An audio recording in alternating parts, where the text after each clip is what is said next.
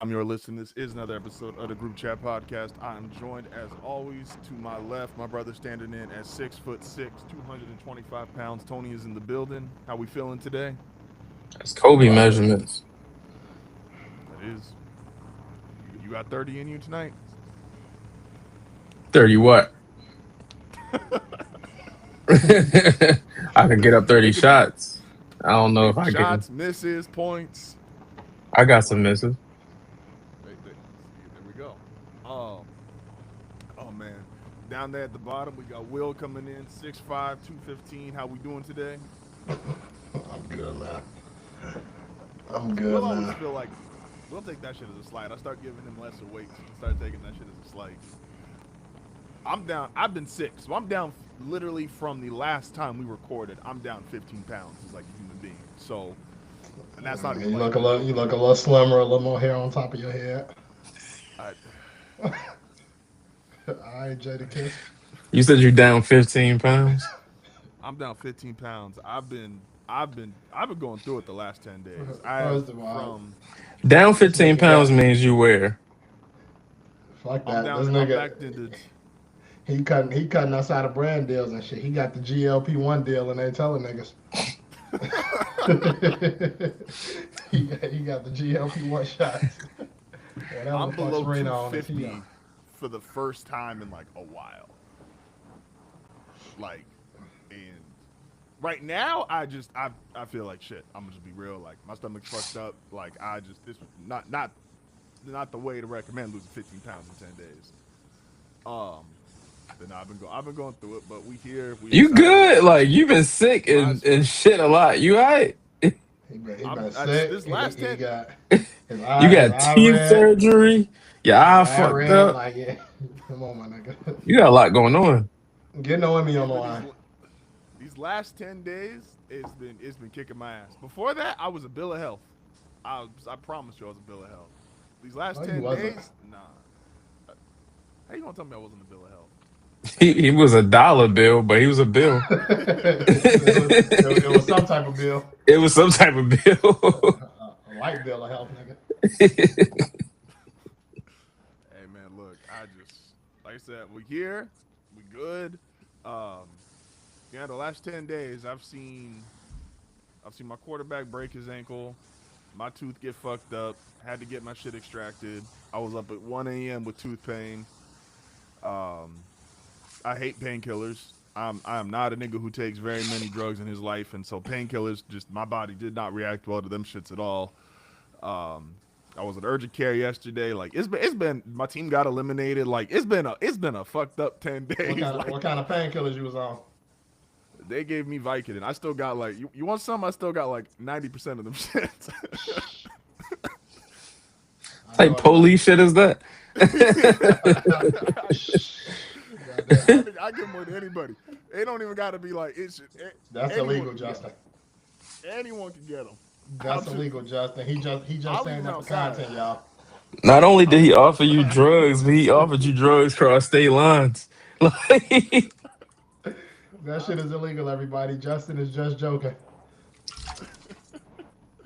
He would never give his prescription out to someone that's not him. I this never is do. all props. This is not That's serious. That's for content purposes only. oh man. And then yeah, no, it's so that's my last 10 days. How y'all been since we last recorded? How's everybody doing? It's it's like 15 degrees outside right now. Yeah, So that's some bullshit. parking lot is full of snow. So, you know, Do y'all, 12 over here. I ain't worked since fucking today was my first day back at work since like Friday, so I'll take it. see, but do y'all have the heater on right now? If it's 50 The degrees outside, you got. the heater. It was on, but it's shit not on right now though. They ain't See, giving out coupons for the gas and electric company. see, It my was hot. heater's It on was right hot in now. here, so I had to cut it off. Let's see, my heater's on right now, and the temperature is outside. Yeah, we had 60. We had 65. What you got? What you got your heat set to? 74. I told you this. That's crazy. My shit is off. I got it set to like. Let me see if it'll load up. I got my shit set to kick on at 70. Nah, I got my. I'm not being. I already been uncomfortable these last 10 days. I'm not taking. I'm not being uncomfortable on no shit else. So heater is on. The room feels good. Um, yeah. But really, my I shit is do like, not know. Like, I was watching the game, and we're gonna get into the. I know we're gonna do the breakdown, but just like JC on or football? You gotta be when I was specific. when I was watching the Broncos lose, Okay. the pretty much third quarter, like 10-minute mark, right, is when the snow really started to hit down heavy, and I'm just thinking to myself, and I'm like, nah, I couldn't do it. Like, I would walk up, I'd leave. Like, I would just leave the field. Like, they'd have to be like, oh, he a bad teammate. Like, you damn right. But like niggas literally had like their opacity was changing. Like if you was looking at the defense and offensive linemen, like them niggas was like literally getting like fading out of the camera. I'm trying to watch that shit, and I'm just like, bro, this is not. I know there's like football people that are like, oh, this is football weather. Put me on the side of nigga, no, it's not. Like, put me on the side of everybody got to have a dome, so we never got to see that shit again. I'm cool with it. Like, I just playing in the snow is wild, objectively. Yeah, I When don't did the know. Cavs decide they going back to the 2000s era jerseys? Probably when they got in a slump, but they had to change some shit up. It's not as cool if Braun ain't wearing them. I'm afraid to say. That's why they put out the report today that they said they open to signing LeBron if you want to go back next year. Oh, you want to sign LeBron James? You're open to signing LeBron James. Nigga, Meg Thee That's Stallion. I'm open to sign Meg Thee Stallion if she wants to. Like, hey man, look, it ain't, that certain shit ain't your decision. like what the Like it ain't. fuck? I'm just telling you how they feeling and Any team what they put LeBron out. went to, it was a privilege for them niggas. Like they wasn't doing the favor. They got yeah, no, they just put that shit out that they'd be open to LeBron because they got the Lakers get like the weirdest coverage because niggas will spread the Lakers are trash, and like the Lakers have been like a top 4 seed pretty much all year. They just like JJ Redick just every time they lose, that nigga just says, "Yo, we stink to high hell," and so Is JJ Redick a bad good message coach? and bad PR. Is he a good coach? It's tough. I would. Is JJ Redick a good coach? Is very funny because it's just like, how will we know? How would we really know? Is How we Jason know? Kidd a How we good know? coach? How we know if other niggas is good coaches? You got to do Spo's like the best example because it's like you saw what he was when he had star niggas and you saw what he had when he didn't have star niggas, and it's like that's really the only way you're gonna find out. Like, unless you never lose them, like, because you could honestly, and I'm not putting this out in the world, you could ask like, all right, is Pop a great coach? And I know that sounds asinine, but it's like niggas had Hall of Famers forever, and the second he no longer had Hall of Famers, like the Spurs was having a bunch of losing seasons, and so like, But then you sometimes know, with certain coaches though, you say, are they Hall of Famers without that, like without being there? oh Duncan, yeah. No, I mean no, Like I'm for talking Pop's about when you talk example, about, but even when you talk about like Ginobili and Tony Parker, like It's also a matter of like, are they that without being there? Because it's a that's lot what I was of about to say. it's a lot of you know coaches where you have the guy, but it's like can you get the most out of everybody around them? And Can it's you like take so a that great and make him a Hall of Famer? like and so no yeah, matter the what people say maximizing. about but like no matter what people say about Steve Kerr is like is Draymond Green that anywhere else? Steve Kerr. Exactly. Draymond Look, Green and not that's why I shit. said no matter what you got to say about Steve. Like most people will say, oh, if Draymond wasn't there, like he wouldn't be that, and he wasn't that before Steve Kerr got there either. Steve Kerr had our boys in the Stars and Stripes fighting to the death with Serbia, man. I watched this with my own I feel you. eyes. We all watched it, but Draymond, and y'all know I fuck with Draymond Green, but like We do. Draymond Green, is he a Hall of Famer anywhere else? Probably I think not, but I think that's up to the two beige niggas, not necessarily Steve Kerr. I think the But better I mean, question but he is wasn't like, and I mean, of course, it was early in his career, but it's like he wasn't that before Steve Kerr got there. He wasn't. no, but He Draymond wasn't. Green He got wasn't there. That was impacting Draymond's it. He second wasn't. year. And Steve Kerr got there and said, "Ship David Lee the fuck out of here. We starting this one." No, I think Mark Jackson started to start Draymond like a year before he got canned. No, I think David Lee got injured, and it was like, all right, I guess it's your turn, nigga. David Lee did get hurt. That did happen. That did happen. I'll ask this before we move on to rapper of the week. Is like I guess the best favorite coaches, and this is how I do evaluate like Pop what Steve Kerr's done is like how many rings does Steph has if Steve Kerr's not his coach, and I think that's the value in Kerr of like I think Steph regardless gets 1 or 2, getting to 4, I will give Steve some credit in that. Dude, Kevin Durant still signed there? I don't know. That's the thing. Because Like because Kevin Durant ain't signed to Golden State to play for Steve Kerr, brother. I'm gonna tell you right now. that's I'm just They But could saying. then have it's had like me. you They always. could have had me with the chalkboard and the whistle. Kevin Durant would have been coming to Golden State. Does Duncan But get then it's 5 rings also if he like a don't got Pop? question though. It's a question of like whether would they have gotten a ring with Mark Jackson. Probably. Was he I don't know. still? I Was don't know. he? It's Was always he? hard. It's always hard to say though because you know how many like whether it's NBA or NFL like where you see like the same team they don't make it over the hill and then as soon as some another coach or something like that come in and they kind of take that leap. So it's kind of like so it's like if the Ravens would if the Ravens were to win a ring next year and then niggas was like oh John Harbaugh only needed 1 more year like would you be Gobbledygook. like Fish posh. you get what I mean though. So it's like I get what you mean. it's easy to be like, yeah, they probably would have still got it, but then it's like if a team like all these new coaches coming in and it's like say for instance the Browns win 9 games next year and they were like, oh Steve Kerr, I Nigga, mean that would be and they nasty would have say fucking Kevin Stefanski was just a year away. He just needed 1 more year. Like you know, so it's If the nasty. Browns win 9 games with Deshaun Watson next year, that's an accomplishment for sure. listen, That shit. but that's some of these teams that's ass. Like they didn't fire like all these coaches that got fired.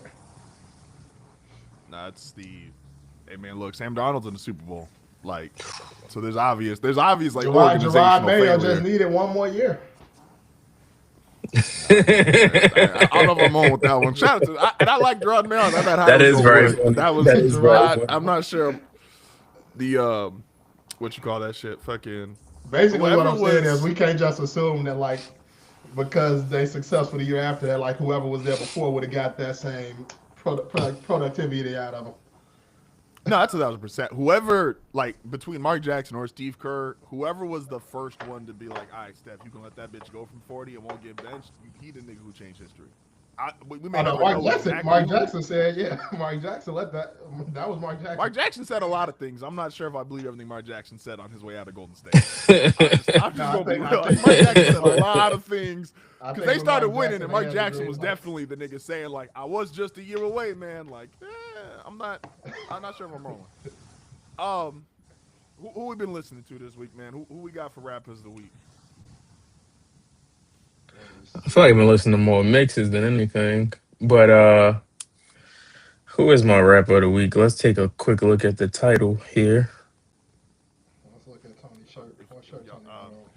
I'll start off. I'll be real simple. Like I say, if it's a nigga I like and they putting out some shit, it's really easy for me to go back and listen to him. Shout out to T.I., man. T.I. might put himself in the wrong conversations and like always elevate himself up like a tier that he don't belong into. But in his own tier, nigga can get like as good as anybody in his own weight class. He just be trying to throw himself in like one weight class or maybe two above his weight class. But shout out to T.I. The snippet was dope. Tony actually sent that in the group chat. I want to say it might have been a little more than a week ago. Again, my last 10 days have been a blur. So, but you put it in there. I listened to the snippet. I saw some more shit on his Twitter. So shout out to T.I. I'm excited for it, and you know that makes me old that I'm excited for T.I. music in 2026. So be it. I accepted that in my life. My rapper of the week, I think Will said it, is another light skinned rapper from the South. It's J. Cole. Ain't a bad Is rapper it? of the week. It's absolutely J. Cole. I feel you. I low key I got two because I had to go through like just my little recent shit, and for sure I got J Cole in there. I think I listened to the shit that the little, what is it, 4 or 5 pack or whatever he dropped. I was listening to that today. Um, Mm. and then I actually been listening to somebody that Tony recommended to me about a week ago, Roscoe P. That's what I've been fucking with too. Hey, shout out to the, shout out to them, especially shout out to J. Cole. We're gonna get to him a little bit later in the show. Starting off here, we got recapping conference championship weekend. I was live during the AFC conference game, and man, was I hyped for about 20 minutes. I was feeling it. Jared Stidham had the throw to Marvin Mims. I was talking shit to Christian Gonzalez. Man, did that come back me in the ass? You Threw talking a shit to touchdown to court. Christian Gonzalez is crazy. My I bad, Jeff. was I was there, man. I was hyped. Um, then we had the throw in the back of the end zone to Cortland Sutton. It was 7-0, and I was feeling really good because the Patriots, with or without the snowstorm, like Denver's defense is doing exactly what they needed to do. Like they were shutting down the Patriots offense, and shout out to the I forget his name, but he works for the Boston Globe or one of the Patriots. And he was like, "Oh, for all the shit they was talking about, Will Campbell's like, Will Campbell didn't give up a sack." I'm like, Will Campbell was fighting for his damn life against Nick Bonito. Will Campbell was doing chop blocks on third down. You know, like as an offensive tackle, for you to just say, "Nah, I ain't got a chance. I'm gonna just throw my ass out there and hope this nigga get a little delayed." Pass rush, they got to Drake May 5 times. The call, obviously, that nobody liked. I was kind of indifferent in the moment. Should you have taken the kick? In retrospect, yeah, you should have. In real time, I was kind of iffy on it. But again, I was living off the hype. They had just had the big play. The Broncos at that time had moved the ball the last 2 drives. Now, did I predict they was not literally going to have 20 yards of offense the remainder of the game? No. But hey, you know what? It's Jared Stidham, man. And you can call up as many plays as you want eventually. Jared Stidham reality is there. Shout out to all the niggas I was trying to convince me the gap between him and Bo was about this much going into the game. You don't even gotta like Bo Nix like that, but like I just thought that was crazy fucking dialogue. It was like, oh, they basically the same quarterback, and I'm like, I don't believe that's like a real opinion. LaShawn McCoy have a lot of crazy takes. Shout out to Shady. That's a fact. And so, but then obviously, then the snowstorm happens, and the best criticism I've heard of Sean all week is like, hey man, look, you got a backup court. No one's gonna kill you in hindsight if you say, yo, on your resume, you lost in a conference championship game with a backup quarterback. Like that's not the worst loss to ever take. But it is bad if in That ain't the hindsight, worst and I loss know Sean Payton had never had. it's not. No, Sean's losses, they were going over it during the week. That nigga has lived through some shit. Like he got the no call game against the Rams. He has the fuck. There on that. Like Sean Payton has had some losses. The excuse me. But it is Sean. It is bad when it's like if you lost because you didn't check the weather report. Because to me, like I didn't check the weather report. That's not my thing. And so I had no idea this bitch was about to come through snowstorm like crazy in Denver. Now New England, it was even crazier. Gillette was fucking buried. You could have checked that bitch 100 times. What was you gonna do about it? Well, that's what I'm saying.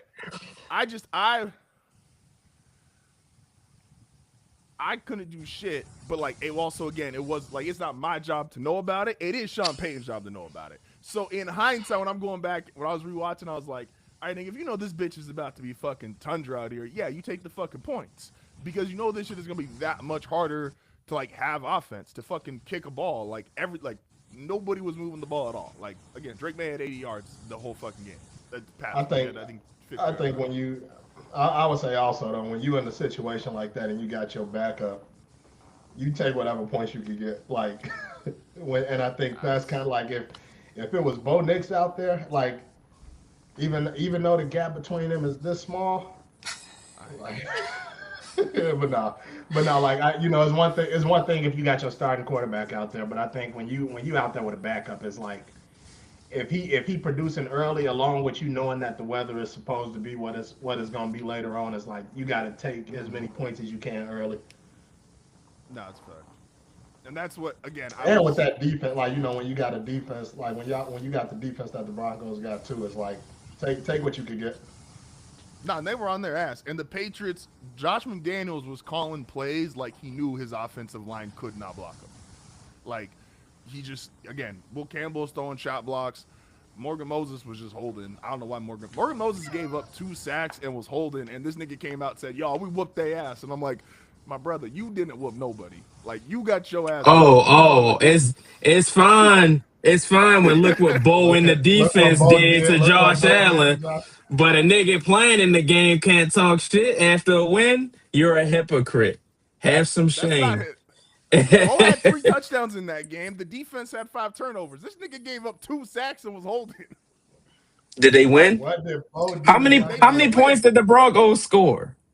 A whole 7. They kicked their ass. A Like whole I don't know 7. what you want. I don't know what you want him to say. Hey, no, what is that? What is the? Because the game sucked. There's not a whole lot to talk about the game. The game was awful. What is the like? What is the score need to be for like niggas to try to say belt ass? Like, because 10-7 can't be it. A win. A win is belt to ass. Like After you win, you can call it whatever you want to call it. You can win on That's a crazy. last second field goal. beat their But beat the shit out you niggas. That's Oh like if man. you get it if you get into a fight and it's a close fight and you knock a nigga out knock a nigga out knock a nigga out at the end and you like, yeah, I fucked that nigga up. And it's like it is what it is. Like what you gonna say? No, you did. You won, but you ain't fucked the niggas up. Hey man, look, I just saw And Bo had say y'all belt won, ass. you I'm would be like, saying y'all fucked the Patriots up. defensively, yeah, we had won 14-7 or 14-10, whatever the fuck they ended up at. Like, but we also though I was handicapped. Like nigga, I was on a backup quarterback. I had Nick Foles sending out fucking You tweets. weren't Like, come anything. on now. Like I was just You were I you was were I you were a was fan watching the game. my investment. I was out here with not many resources. I had Nick Foles. He said I was handicapped. Man. Never changed, Justin. Nigga, you had a cold. I, They was outside playing. You had the sniffles and shit. That didn't yo, affect your fandom at all. no, my shit. I aged about a good like 5 months in that fucking chair. Hey, I watched. Uh, I was watching the stream, so I was like popping in and out of like your live stream and shit. And I think I popped in like right after the game. You look so disappointed, bro. I was nah. I was niggas couldn't talk.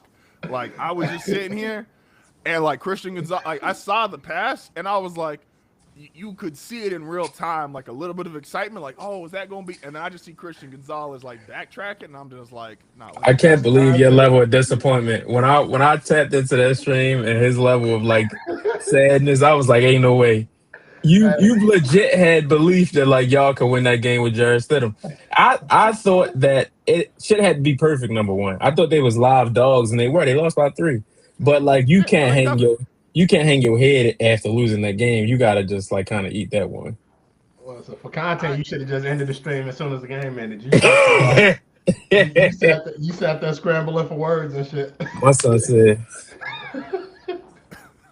"I I don't, was I don't know what to say." listen. And I said this during the stream. I watch sports with like a childlike enthusiasm. I watched Friday night, sick as fuck. I watched the Pelicans play the Grizzlies. I was hyped as hell for that game. I watched Sunday night, um, the Pels play the Spurs. Zion was handing Wemby his ass. Pelicans had a 2-0 weekend. Tweeted that out, and I was like, all right, well, at least somebody got me. I watched last night the Pelicans. What the fuck's their record right now? Hold up, I don't know how to memorize. I know it's bad. It's like Ass. it is. Let's see here. I watched Well, there's the a whole lot of 12 and Janice Hart. 30, 12 and 12 and what? 37, 12 and 37 Pelicans Now, at this time, they were 12-36. And I watched intently them Hang the play the banner. 37 and the 37 See what the and 10 problem with Justin is, they're defending like, champion Oklahoma City Thunder, and I was hyped. That bitch was 17-14 in the first quarter. I was in my living room going, these niggas playing defense. Like I was. the problem with Justin is like them niggas could be as ass as they are, and like they could be in a close game, and he's sitting there telling them, let's fucking go. I Like, am. my, Like I just. my I, nigga. I, I, I can't change that part of me. And I was calling Lou. Listen, man. I don't know if y'all. He called Lou Dort a bit like he pulled the same shit he just pulled with Josh Allen. He told like, No, Lou Dort is a bitch ass nigga. Because Lou Dort is a bitch ass nigga for like multiple accounts. Hold on a second. This ain't on the routine, but give me 30 seconds. Lou Dort is a bitch ass nigga because Lou Dort during that game twice, Sadiq Bey checked this nigga, and he was like, he just walked away. And it was like, all right, bet. Somebody who's a little bit bigger than you, but damn near y'all the same size. Zion checked this nigga, and Zion is a strong human fucking being. Like Lou Dort, like you just saw this man like move. Like Zion basically like pushed him with his arm, and like you saw Lou Dort like involuntarily move. And he ain't want no smoke, wasn't acting tough, doing no shit with nobody for about 5 minutes.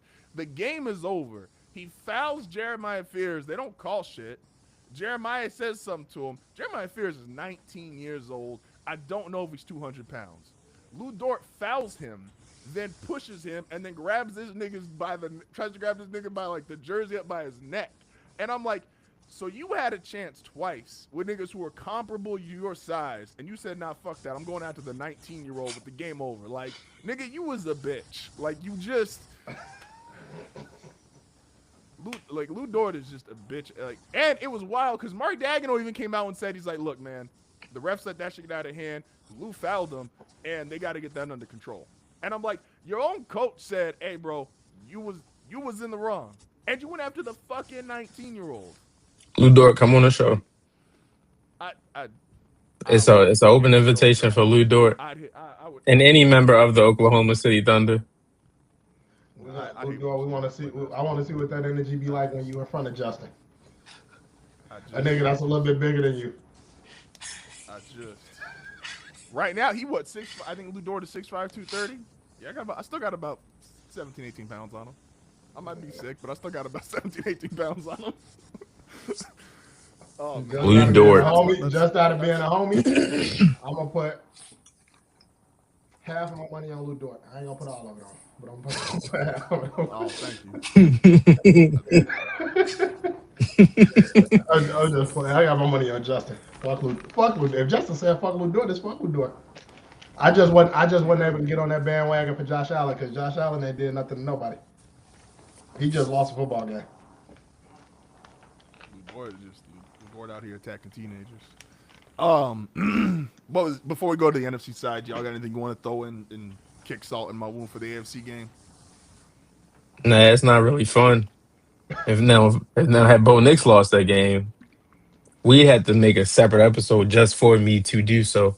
But the Broncos lost another game. I don't really care about that.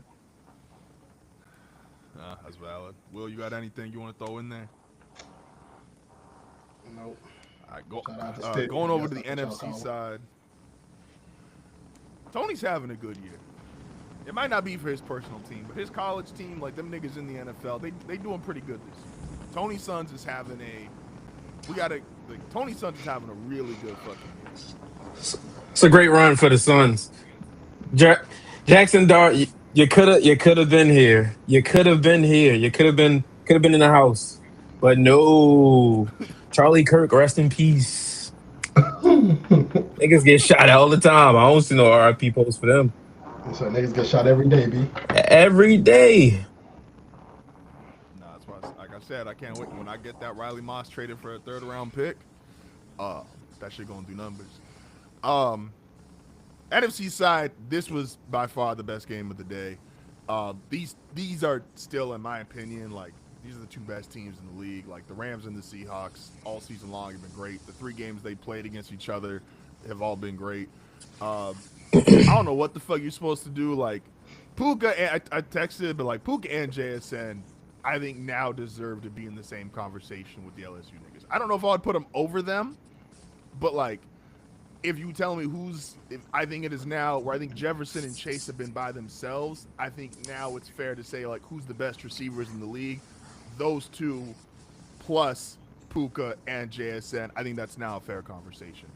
Because they were running all over the fucking place. And they were catching everything. You couldn't do shit with them. Even the final play of the game, like Puka caught that shit and realistically was like a half a second from getting his knee out of bounds and them having one last play to throw a Hail Mary. Like, they were going crazy all day. Stafford had a great game. Sam Darnold was throwing that ball everywhere. Like, that was a fantastic conference championship game, which, again, NFL fans might not deserve much, but they deserve something after having to watch that fucking 10-7 shit in the fucking snowstorm.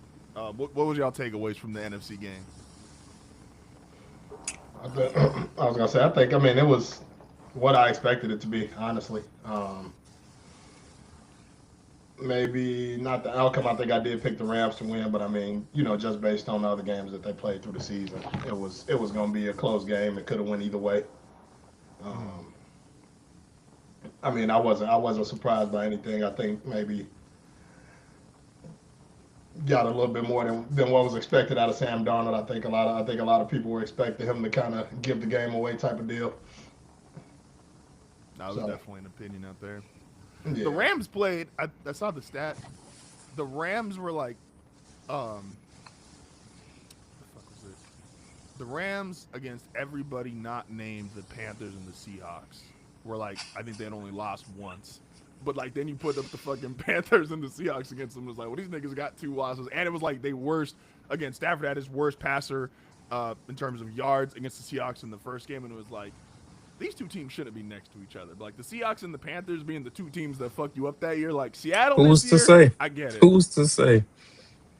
Seattle's a bunch of monsters. Like I think Seattle right now is again like that's the best. I did pick the Rams because I stuck with I had the Rams at the start of the season, so I was like I'm just gonna ride out with that. But like Seattle to me right now feels like the best team of football. Uh, how was you feeling watching that game, Tony?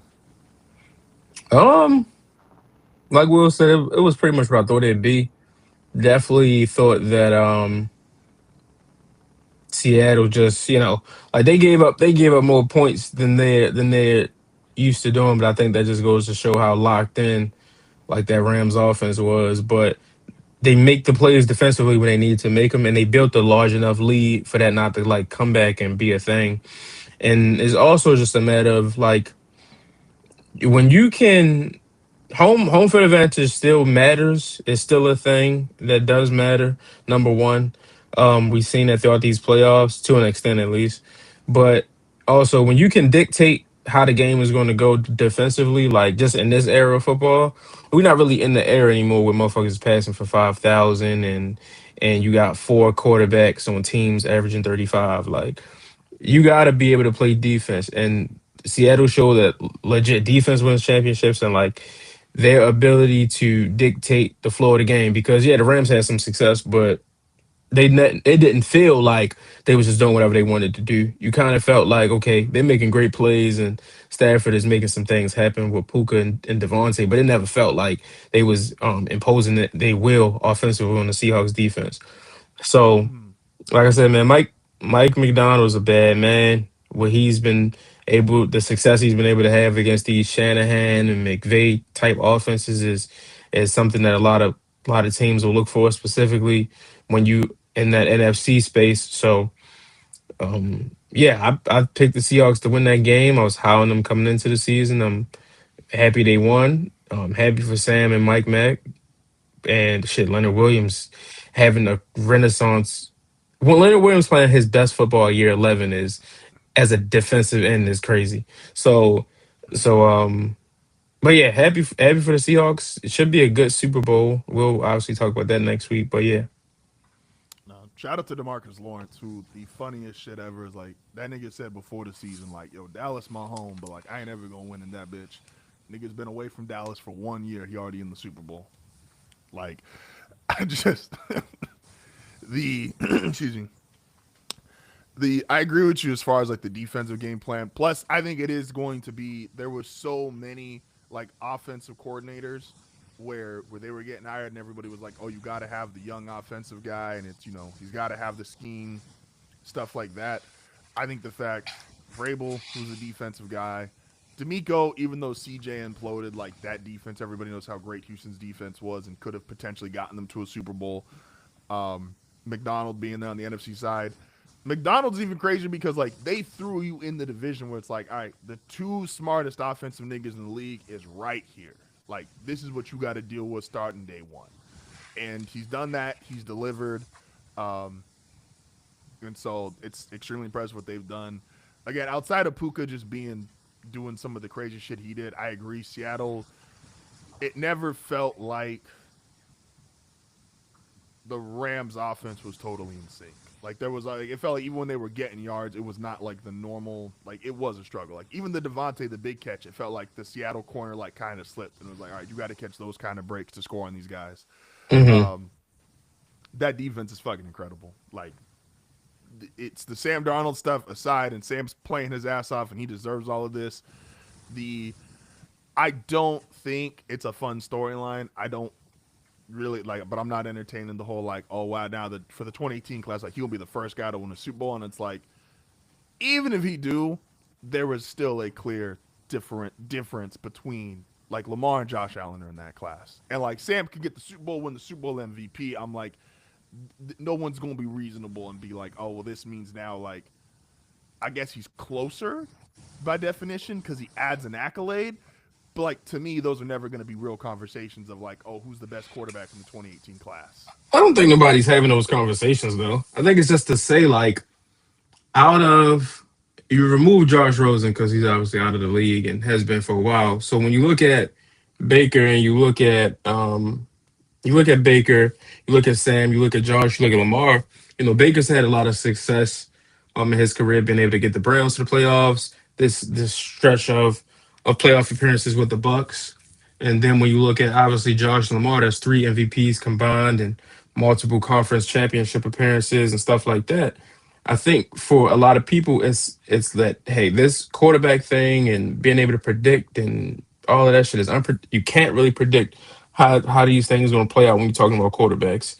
Um, it's a testament to Sam's ability to, go to San Francisco, work with Kyle, be a backup, and kind of just get shit on track after his career just started off, all over the place. You look at the Jets, you look at Carolina, you look at those situations, and then being able to go to Minnesota, put good Sam Darnold on tape before the injury, and show that he can be a starter. Seattle bets on him, and a move that I criticize and a lot of people criticize because thought that Geno Smith was a really good quarterback. I still think Geno was a really good quarterback. I think he was just in a shitty situation, but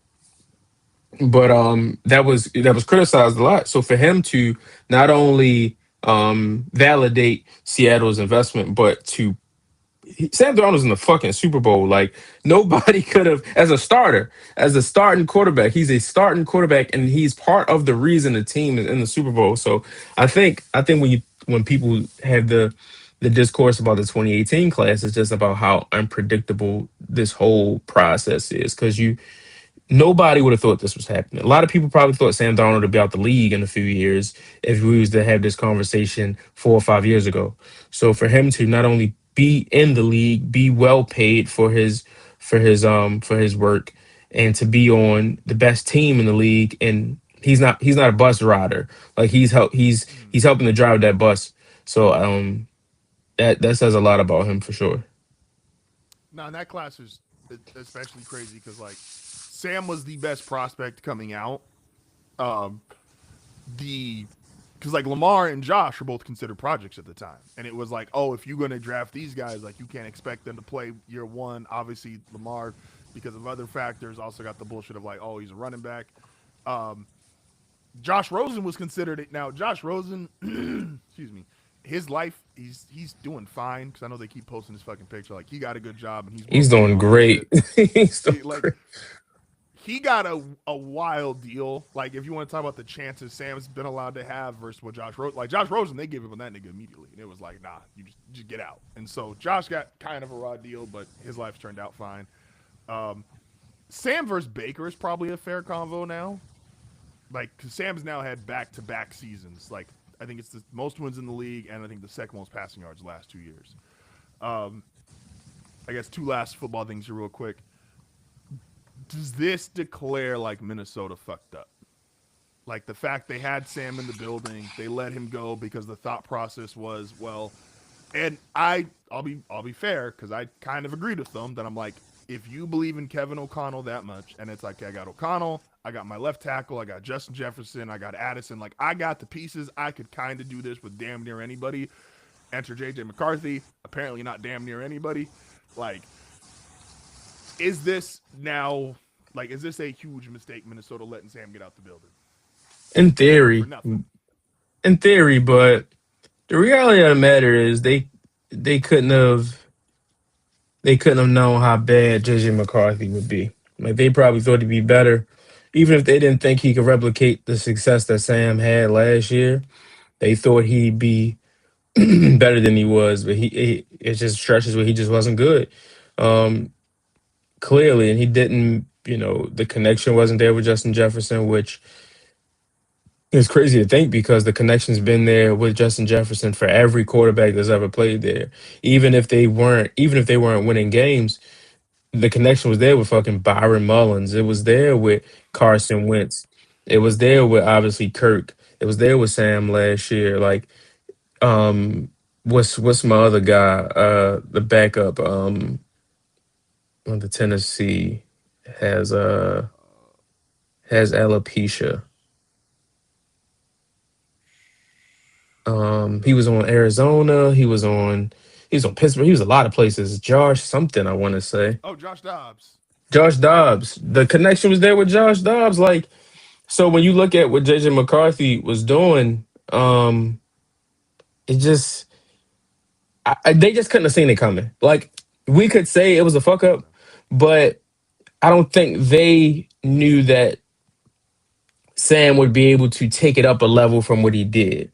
If we were to look back and say that Sam Darnold peaked last year in Minnesota, that wouldn't be surprising. That was a great story. Like he had a great season. And if he could just continue to be that quarterback for the rest of this stretch of his career, that'd have been dope. But he took it up a notch, and elevated a level that didn't really think he'd be able to do. So it was just kind of miscalculation on their point. Like I don't want to say it was a fuck up, but it was just a miscalculation on the development of JJ McCarthy.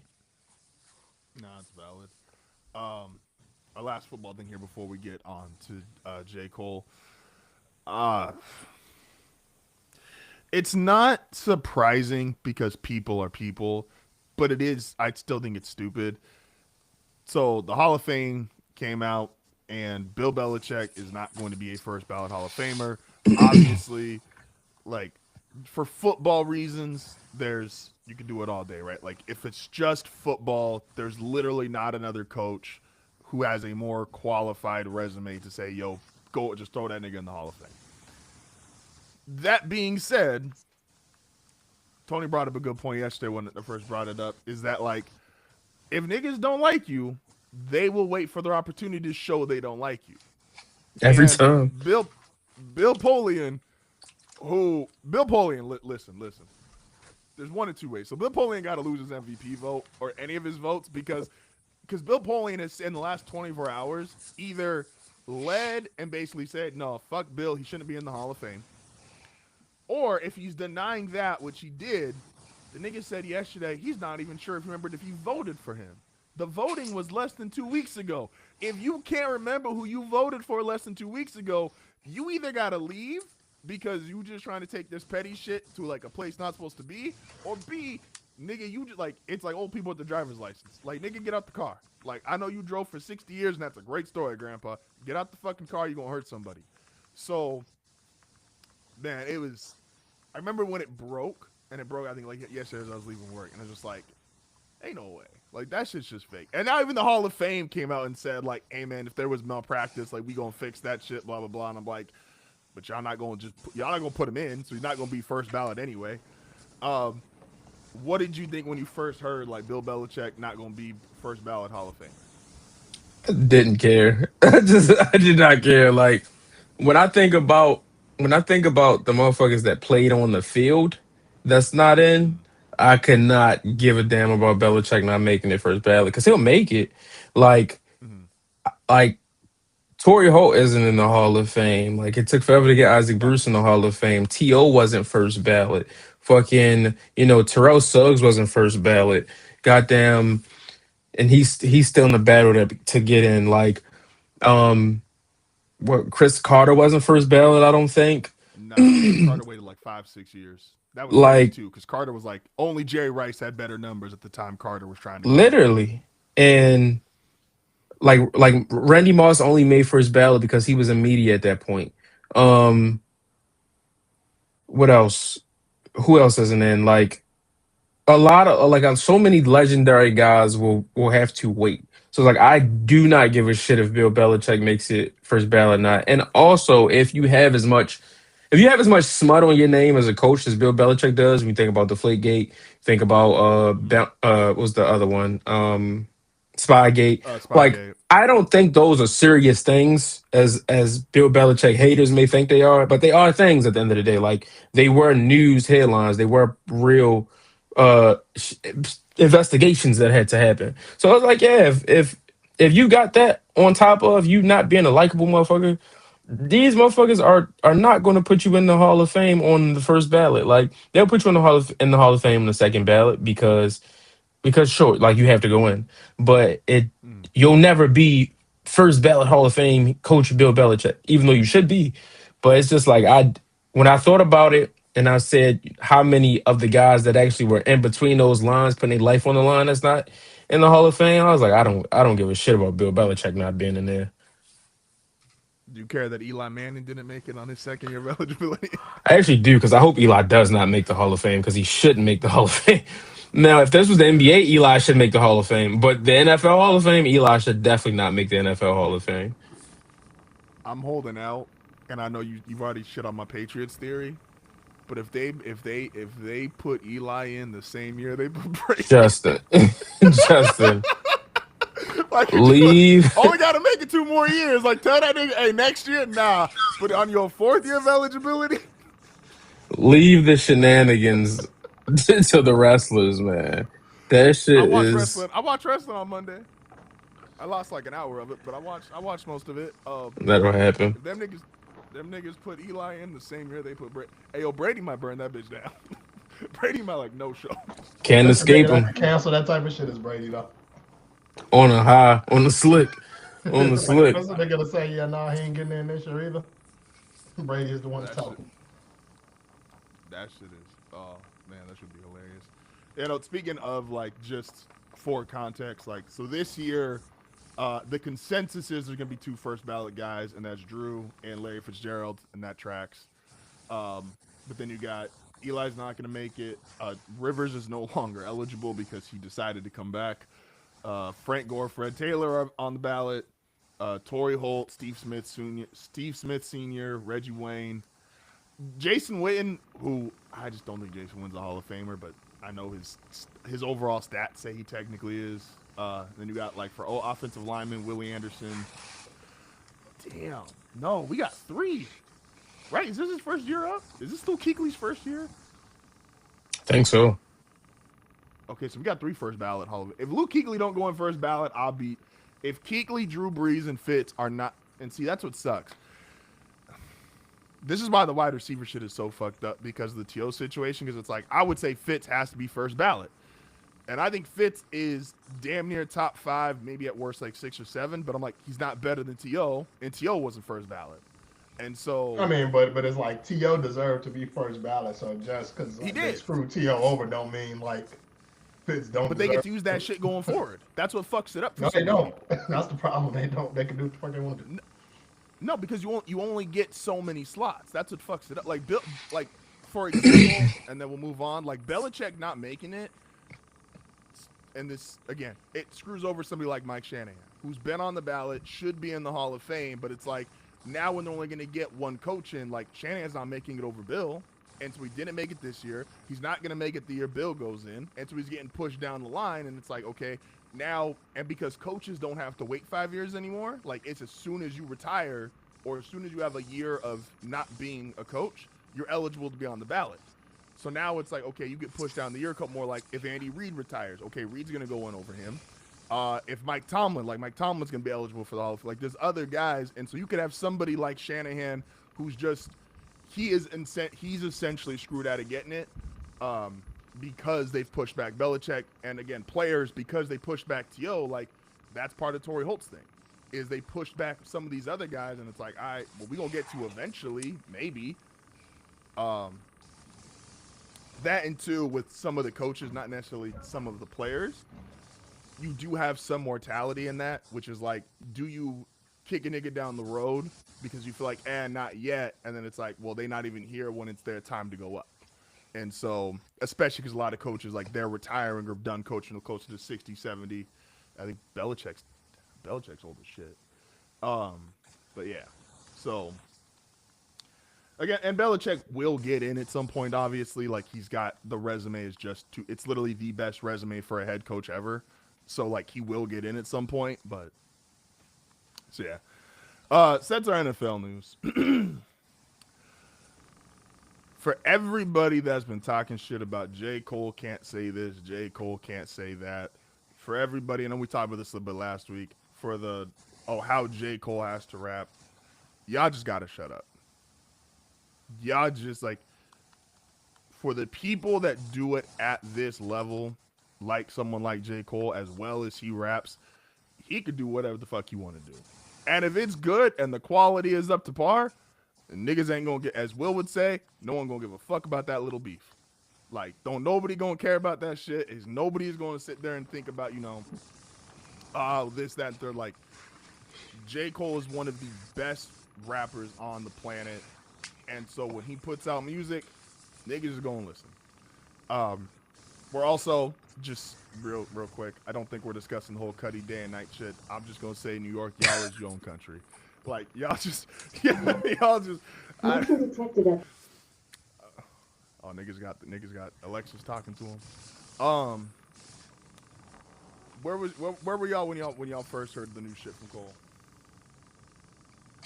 Wasn't nowhere I could be but in the damn house, considering this weather. So that's where I was. That's where I was at. I was I think did I see it on? I think I saw it on Instagram first, and tapped in with it late last night. Tapped in with it, and yeah, man, he was rapping his ass off. That made me happy to hear him back hungry again, and kind of and really making a statement with the raps a week before the album drop. So I'm excited for the album. I was already excited for the album, but I'm definitely excited for the album because we talked about it a few weeks ago. It's like, bro, just if this is going to be your last whatever, at least for a while or however it's going to be, leave out this bitch being who you are, which is a rapper, like a master rapper. Like it's not a lot of you that can do what you do. It's you, it's Meek. When we talk about legendary guys who've had staying power in the mainstream over the last 15, 20, like it's you, it's Meek, it's Dot. Like it's not a lot of you that can just turn on a beat and rap and just rap. So I was happy to hear that for sure. I also like the way he addressed. To be talked about, like, is he gonna address like the big three? Should he gonna address the beef stuff? I am curious if he's addressing it on these songs as like a prelude to it, but I don't know if it's actually gonna be on the album. But I like the way that he handled it, where it was like, again, this is his life, and he's been very adamant since like the apology of like, I'm gonna do what I want to do and what I feel is best for me. So if y'all think that shit was weak, all right, cool, that's fine. Y'all can knock me down, and if you want to put me back, like I've already done this. I've already come from nobody knowing me, having to work my way up, having to fight through the music industry, all this other shit, and be who I become. I could do that shit again because flat out, I'm just better than a lot of y'all. Will, what were you doing when you first heard it? Um, I don't know what I was doing. I listened to it this morning though. I know for sure I seen it. Like I seen it yesterday too. I didn't get a chance to listen to it last night. So I had planned on getting to it this morning. I listened to it. I thought it was dope. I think so. I do think that him addressing it in this way is probably because it ain't going. The album ain't gonna have shit to do with. Like I don't think he gonna mention it on the album. Uh, Mm-hmm. so I think it was on some shit like let's get this out the way. And then as far as like, I mean, as far as like everybody talking about what J. Cole can and can't say and all that. That shit don't matter. Like these, because I think, I think part of me get it, like because when we look at like rap beef and shit like that, like I think so many people automatically go back to what it was in the past. Like and rap beef in the past, like you was beefing with niggas that you really didn't like.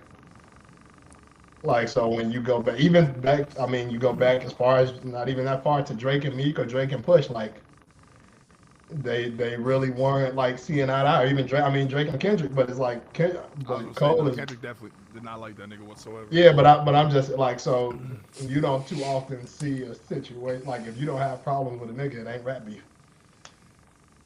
But I think so. I No, that's think valid. because everybody like oh it's just rap, but it's like when was the last time you heard people going at each other in raps that didn't have a problem with each other? That dumb shit that Joyner Lucas and old dude in prison was doing a couple years ago. Who was old dude in prison? Oh, you talking about J- fucking uh, Twitter? Ain't nobody care about that shit. that's what I'm. Like I mean, That's what like people cared about and I don't mean it like that, but I think people, you did have people caring about it to say like, oh, these niggas was rapping. Like You know how much I don't think about Tory Lanez. I'm like, when the fuck did Jordan that's why I'm Lucas like, and who's fucking old I'm dude in like, prison? I'm like, when the fuck did Jordan Lucas and Puffy have beef? No, but like when you say old dude in prison, like it's a bunch of niggas that come to mind before Tory Lanez. Like I'm like Diddy, I'm like R. Kelly. Like what the fuck I is said going on? Jordan Lucas threw shots at cows. Like you said old dude News in to prison, me. like you said hey old man, dude in look. prison, like niggas just like Tory just that nigga. But I I just. mean, yeah, ain't I nobody. I mean, don't like. think nobody really cared about that. Nobody cared about that for real, because that's just like when all the other when everybody else was getting involved in the whole West Coast shit. When you talking about the shit Joey Badass and all of them, like the raps were good to come from it, but niggas ain't really care. Like No, yeah. niggas thought the raps was cool, but it's like ain't nobody like think ain't, like niggas didn't really care about that for real. Nah, And Joey. them Joey niggas was was trying rapping. to like. Did Nah, you care Joey was about it, rapping Johnny? his ass off. Did you care about that Joey Badass shit that was going on? Oh, no, I fuck with the music. I fuck with the That's what I'm raps saying. for Like, no, sure. I'm saying the niggas was rapping, but like niggas ain't care about like, cause I listened to the shit. Like, I thought Yeah, Joey Badass was rapping, but it's like niggas didn't care about it for real. it wasn't on the scale of like. No, I ain't gonna say that. That wouldn't be true. I guess it just wasn't on like a major scale of like when you comparing and ranking beefs and shit like that. Like, damn, like it was one of those things like, oh, this is dope. I wonder when they gonna drop again. Like I was there with it But when personally they, because I thought the records was dope, but I wasn't looking at it like, damn, this might be one of the best ones ever or something like that. yeah, like, but it was like one of those things when Dot and Drake was going at it, or even when Drake and Pusha T or when Drake or Meek, it was like a thing to where when they when they dropped, it was like, oh, I gotta hear this shit right now. When that Joey Badass shit was going on, it was like I was listening to him, but I didn't feel like, oh shit, like let me stop what I'm doing so I can hear what the fuck they talking about. Like it Nah, was like, oh, I'll listen to this shit later. But when the like problem before he was. was dropping and other shit was dropping, it was like, oh, I need to see what the fuck is going on right now. Nah, the problem too with the Joey Badass shit is it did feel like, and I guess no one's gonna really know but him on his intention. Like it did feel like he was trying to get Kendrick to respond, and so it was like, all right, you fighting No, about he the was beef, but absolutely trying like, to get Kendrick to respond. He said that. Like, he was absolutely trying to get Kendrick to respond.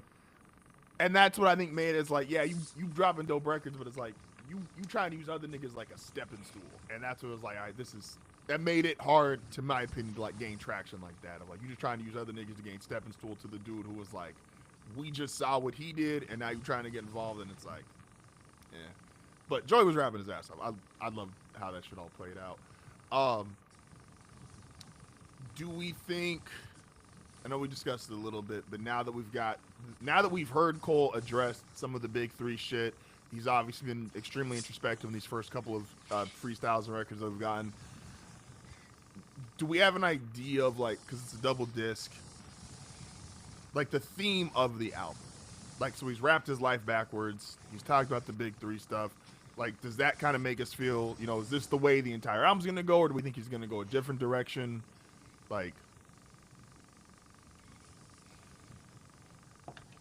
because Cole I albums think think that don't. I think the album. I think the album is going to be similar to this. Obviously not freestyles, but I do think it's just going to be a lot of rapping. Like I don't think when you think about Cole's last few albums, like the Might Delete Later record back in 24, off season in 21 and things like that, like those were they were I was Cole's a great rapper, so he can do it in his sleep, but it wasn't as bar heavy as as you may want him to do. And he's never really had a crazy bar heavy album. Like I think all of his albums have kind of been you see where he's at and with like as an artist. And I don't think like he's one of the few artists where you can listen to these albums like in sequence and say, okay, he was here as an artist, he's here as an artist. And I think now with him being in this space where like he's doubted, a lot of smut on his name over the last year and a half, almost 2 years now, like just so much shit. I think he's just gonna try to prove a point rapping. Like there's nothing else for him to do. Like you can't make a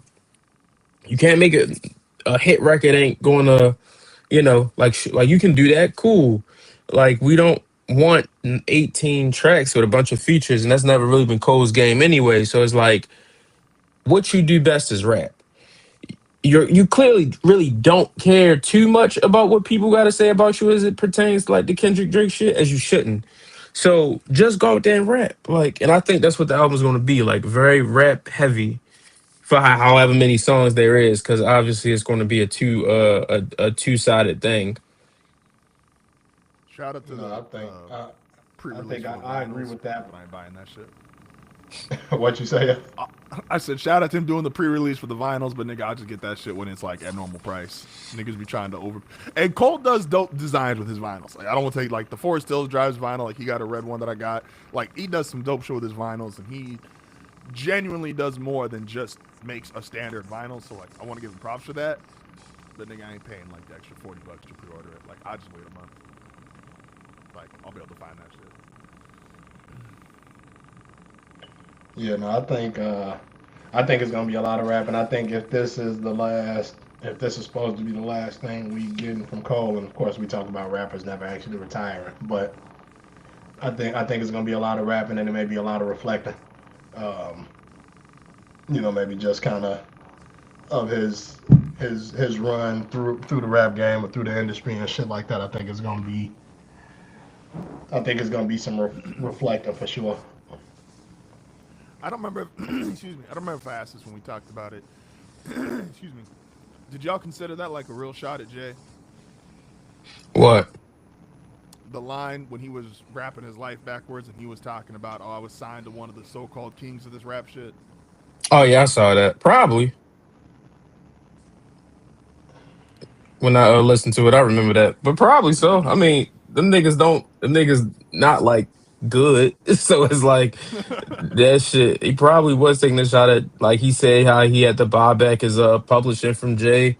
That was on the Might Delete Later. There was a song on there. He said that.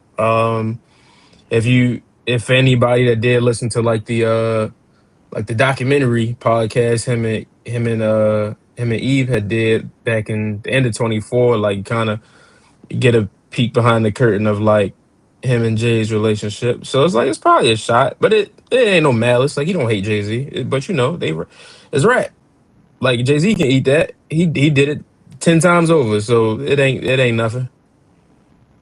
I think that's one of those situations that it's like he obviously had like such like a reverence and respect for Hove, and it's they always say like don't meet your heroes, and so and because Jay treated it like it was business, and that's it, it's one of those things that it's unfortunate because like it's one of the celebrated parts about Hove's legacy is how he has turned himself in like I'm not a businessman, I'm a businessman. Like besides nigga, that means like you won't be on the wrong end of his business because that's what's good for him, and Fact. you ain't his wife, you ain't his kid. So it's like, look, you when he making his priority list, You ain't Memphis you coming Bleak. up short. That's so I could absolutely see that, but I also wouldn't blame Cole for being like, because how old was Cole when he was signed to Hove? Maybe 24, Yeah, so something like like that. at so if you 24, let's you 25, like if you signed to somebody that was like you thought was your hero and thought, like, oh, I'm signed to Jay-Z, I'm about to make it, I'm about to kill, like, and then it didn't go the way, like, yeah, you gonna feel a way about that shit. And you got a right to hold on to that and be like, nah, I thought it was gonna work out like this, and then it worked out like that. And that's just, yeah, that's the end of that part. Um and I hopefully just the wanna next I goal just for wanna us we do see. this to Kenny Smith's four here. I just wanna do like that. Can we they not on here. Can we talk about them real quick before we get before we get to the Hall of Fame? Yes. I've in 24 hours. I've like, these And niggas and do it perfectly. actually a quick audible. I think we should move the Hall of Fame back till after the Super Bowl. So I'm down. I think that works better. We get more time to give that the room it needs to breathe. I know my inductee, but yeah, no, that's I'm down with it. Same. Um, Same. the I want to talk about two things because one, I talk a lot on a microphone, and my biggest thing that I've always said is I don't want to be a hypocrite. So I'm gonna take I want to talk about the inside the NBA guys, and then I'm gonna do like a 30-second because I said something about Chris Broussard just on our last episode, and so I want to make sure that despite what was said over the weekend, I want to come like just I want to separate what is saying one thing about somebody and then them sending you worst tweet of their life versus and it was crazy because it was like so fucking close to each other. But anyway, the inside the NBA guys, real quick. I'm glad that so Charles goes. I don't know what show he was on, but he was basically like, "Oh man," he's like, "I don't like the fact that we were only on 3 or 4 times the first half of the season," and he was complaining about the schedule. ESPN got him on, and then backtracked and said, "Oh well, like we had agreed to this schedule." So I'm like, well, "Why are you complaining if you agreed to it? Like you knew you were going to be on like the second half of the season, whatever." And for all the little bit of sympathy, because Inside the NBA at its peak was one of the best sports shows on television. I think that's undeniable. At their peak, they were at the top of the food chain. What they then deteriorated into is what people stopped caring for. And this is the reality of anything in entertainment, TV shows, movies. Like, at one point, you were at the top, and eventually, you're not going to stay there forever. Like, people are going to get sick of you, or the content's going to change, people are going to get tired of it. But the little bit of sympathy you could have got from Charles Barkley, like, damn, man, like, we did used to be here, and, like, people used to love us, now they putting us on the back shelf. You killed all that shit because it took y'all 5 minutes being back on the air for niggas to remember why they don't like you. Like, you've been in this back shelf and you like, it was the Wizards Hornets game. And this is fine for like Tony or Will, because I guarantee if it was a Wizards Pels game, they would tell me like, why the fuck you wasting your time watching that? That's one thing. When you are a paid analyst and a broadcaster and you like, yo, Wizards Hornets game, like you must have had nothing to do if you watching this game. That's why niggas don't like you anymore, because it's not just the Wizards Hornets with them. They expand that shit all the way from Wizards Hornets. That shit could have been Thunder Spurs. Them niggas would have knew SGA, Wemby, and they would have been reaching to try to remember De'Aaron Fox. The downfall of Inside the NBA, to me, it just sucks. Because, again, at one point, that was a great show. Like, they had actual insight. They didn't do as many breakdowns, but there was, like, you could have real conversations for guys who were greats, all-time greats. I forget exactly what year Shaq joined. I want to say it was, like, 08, 09. 2011. 2011. Damn, I'm way off. And so, that was high school. Close enough for me. It's like, Damn. what My bad. Nigga, don't laugh. You was graduating in 2011. Don't laugh. I don't give a fuck. Niggas don't laugh. I'll pass the question. I'll pass the question. I'm like, what did y'all think when Chuck said like that shit about being shelved, and then just the reaction to Inside the NBA of like everybody jams going like, yo, this shit stinks. I'm not going to give Chuck too much shit about that game in particular because it's kind of true. But I will say number one, you can't be complaining about the schedule because like y'all had the option of I got not. like 10 seconds.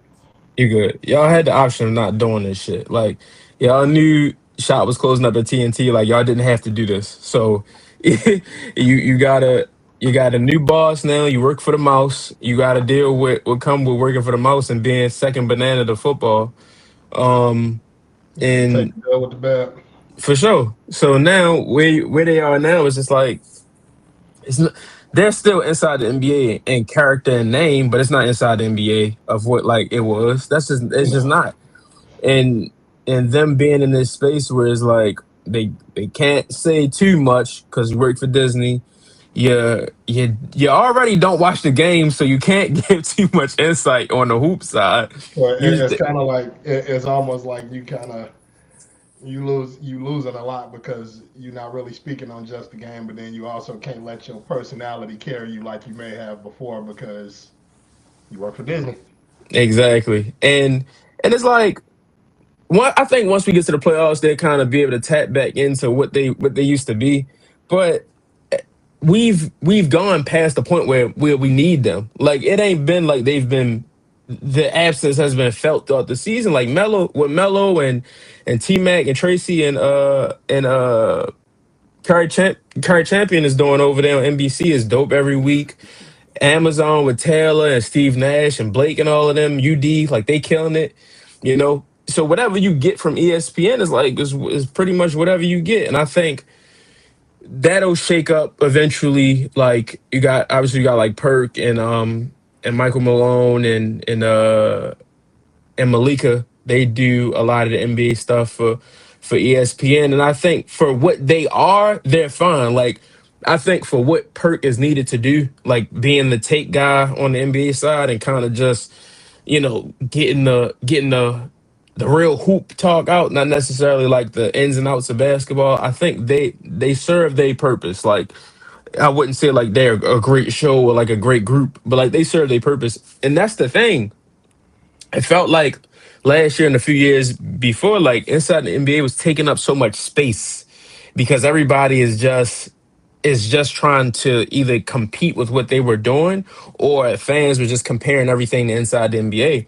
And it's just like, bro, we are in such a different space where it's like that shit don't even matter no more. Like it don't even matter no more.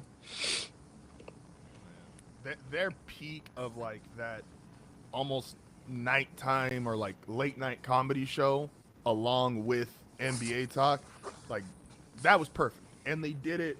And again, I'm not going to take away who they were because at one point you could argue they were the best sports show. And because we only got them during NBA season, it wasn't something like First Take where it's like, okay, you could get burned out of this shit after 3 or 4 months.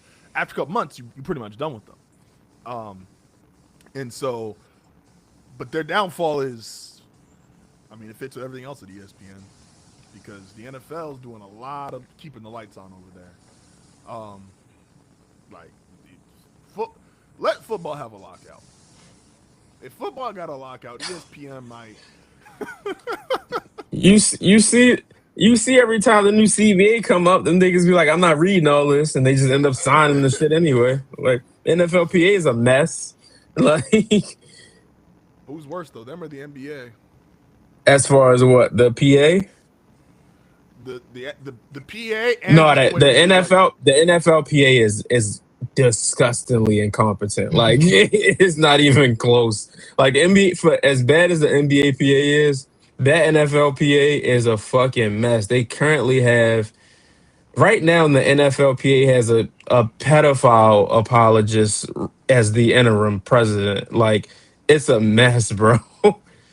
I mean, that's the way America going. That's a lot. That could be a lot of high ups. You ain't lying. You ain't lying. Like that shit is. Um. Oh, I can't transition to all that. That'd be wild.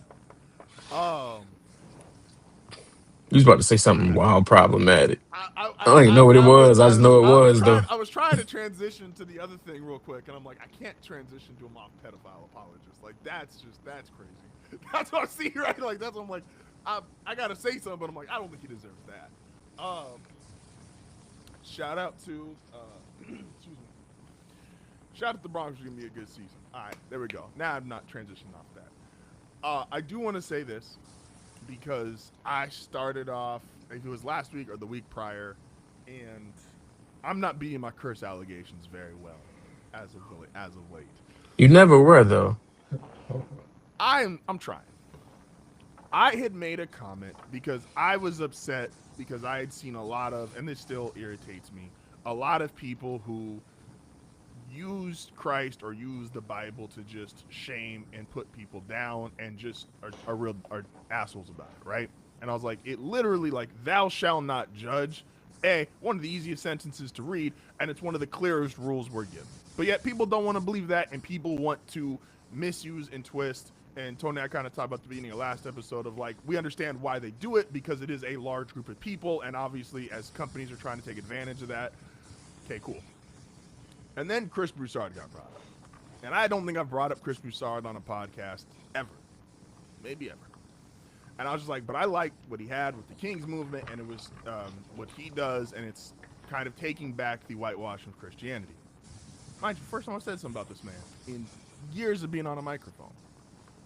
And then Sunday morning, Chris Broussard woke up and chose. I wonder if it's still up. He's kind of wild. He might still have this tweet up. Let's see here. Let's see. Let me find Chris Broussard real quick. I want to make sure I don't misquote. Now this is the same man who has the meme. The famous R word meme. Yes. Let's see here. Oh, okay, here we go. Yeah, he still got it up. That's nice. Of course he does. You know you in trouble when like your interactions are like, because he's a part of a really popular show. It's like it's 100K, 100K, 107K, 128K, 2.2 million. If you can't clearly and boldly state, and I'm quoting, by the way, I just want everyone to know this is a 1,000% a quote. If you can't clearly and boldly state the craziness of Democrats being unable to define what a woman is and saying men can't get pregnant, and the madness of Republicans defending the murder of Alex Preddy, then you're following a political party / ideology and not the Lord Jesus Christ. Man, he woke up on a Sunday. Listen. Thou shalt not judge, and so I'm gonna make sure that I keep my own words. I'm not gonna judge you, Chris Broussard. That's for God. I believe that. But listen, you can't use, and I'll be fair here. You can't use what happened in Minnesota. Like this is all people. When you see something is wrong, like someone being gunned down, shot, murdered, assaulted by our president's secret militia that's not so secret, that's not, it's sometimes you can just say, I know people don't like prayers, condolences, but either prayers, condolences, or condemn it for why it's wrong. You don't need to sit there and go and be like, but these people did this shit too. That's literally what children do. I worked at a school for 7 years. Kids, they get in trouble, they like, oh yeah, but so-and-so did this, so-and-so that. To use that moment, and Pablo Torre, who's a lot more well-spoken than I am, was talking about the false equivalence of it, and he's got a much nicer worded tweet. That's using the Lord's name in vain. That's using what you're supposed to do as a Christian man in vain. That ain't the time to be like, hey, this guy was brutally murdered. We all saw it. But what's up with all this they, them stuff? It's like, that can't be your transition. Like, that just cannot be your transition. When did the Democrats say men can get pregnant? Did I miss that at the last, I ain't get it on my last bill, man. Like, listen, it was so, I was like, and I was frustrated because, again, I had just said something nice about this man. And then 2 days, we record on a Wednesday. I was like, so 4 days later, and I'm like, bro, you could not have woken up and chosen this. You were on again, the other famous meme, and he said that shit on live TV. I remember I was there, and I was just like, what?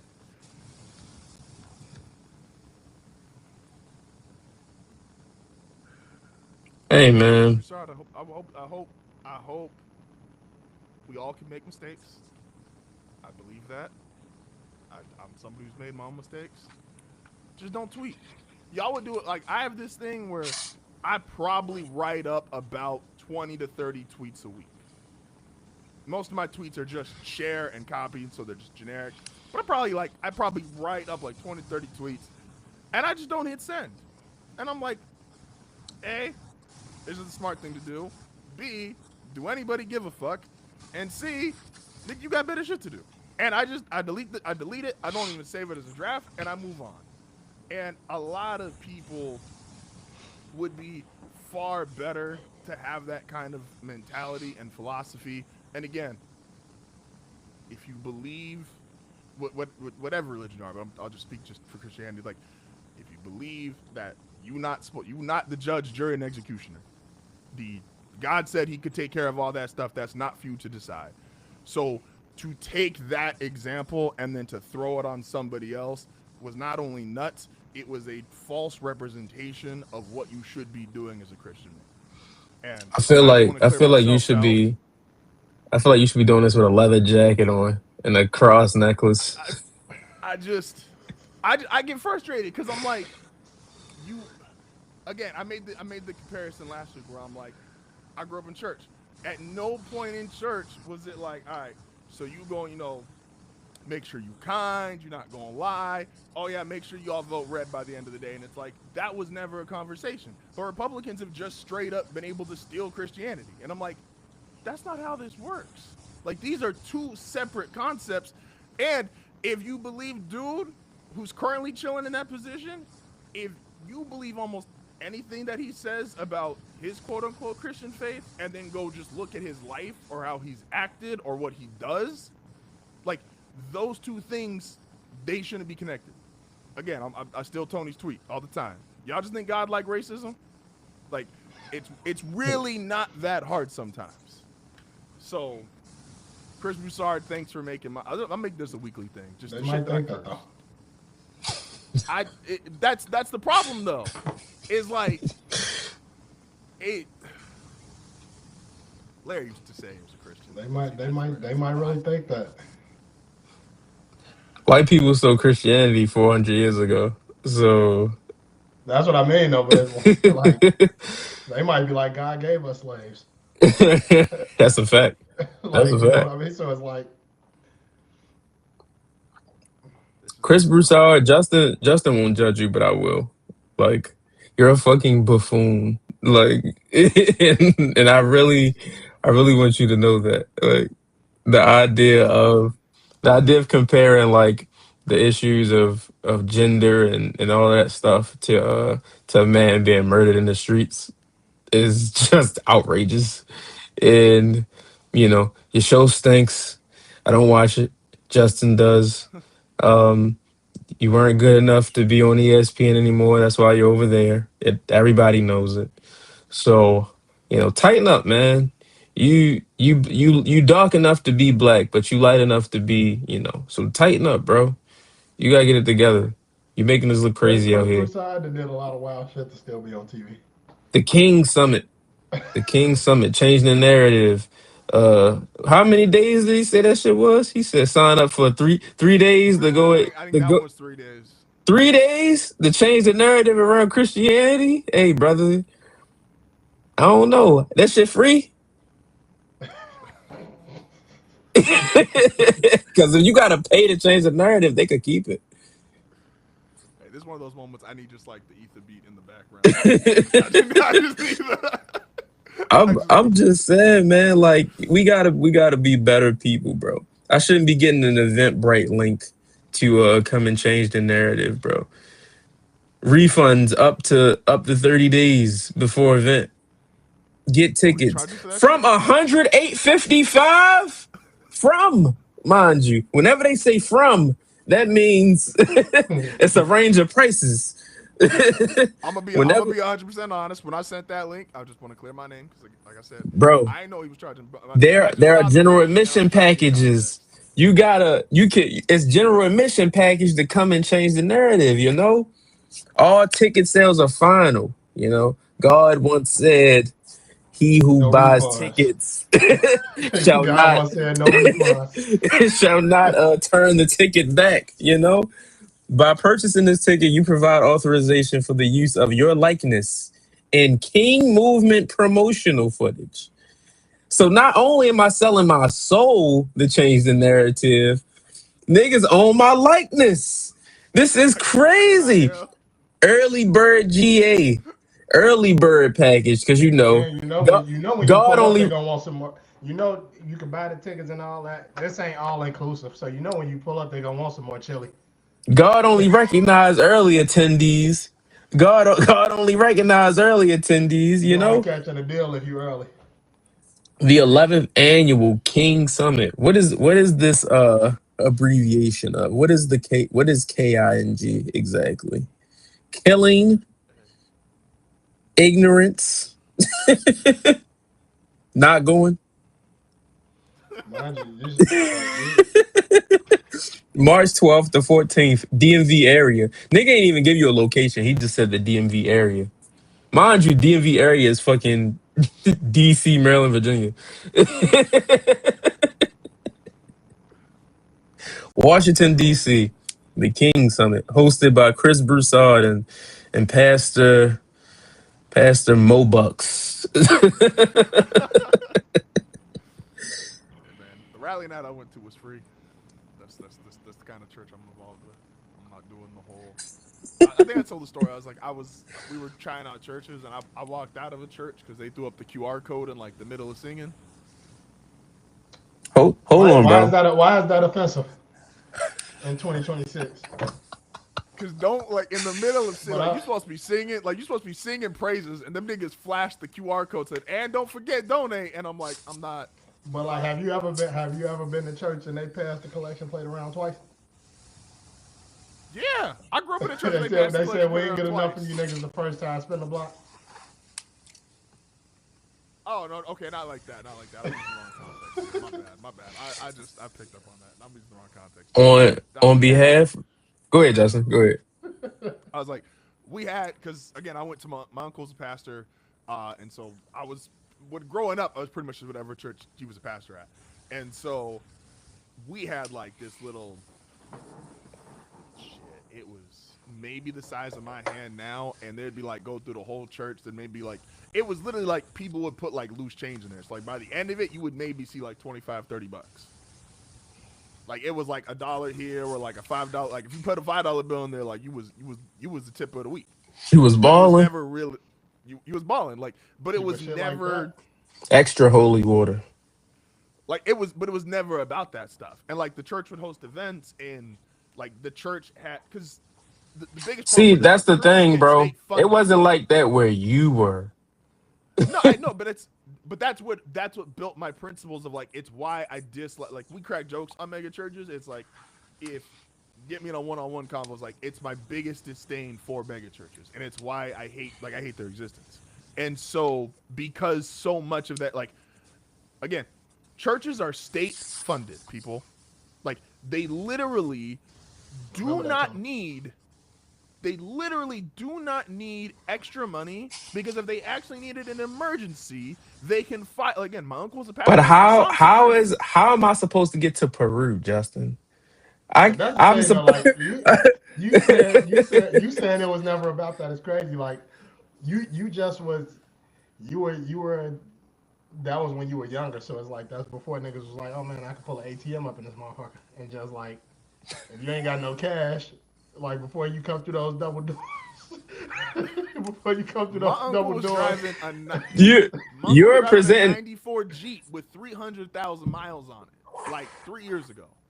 Like he like again, it was, and I'm and Turkey. not even like yeah, it was a 1994 Jeep Cherokee. That bitch had like 330,000 They miles don't on make it, them how and they he used to make them, man. They don't make so them not how they even used but to make that them. so not even like your uncle like per se, of course, like but these niggas like they pocket in the chili. Shaq's I know that ex-wife no, but that's Shawnee is married to a very famous mega church pastor, and I knew this shit changed when they was streaming church. When they started streaming church, we lost the plot. We lost the plot, man. My grandma growing up, if she couldn't make it in service in person, it was on it was on the radio because you got a gospel channel every Sunday, shit like that. When they started streaming church, I said, yeah, we lost the plot, bro. no, Oh, a there's a lot of that goes on. But again, that's why again, like I said, like my uncle is because even the way they get paid is I'm telling his business, but my uncle don't go on the internet. We don't know that, man. Um, is Shout out to Mike Steppett. so My bad. nah. He's a tall. No, he's a reed. Yeah, he's a reed. Um, Shout out to Mike the Reed.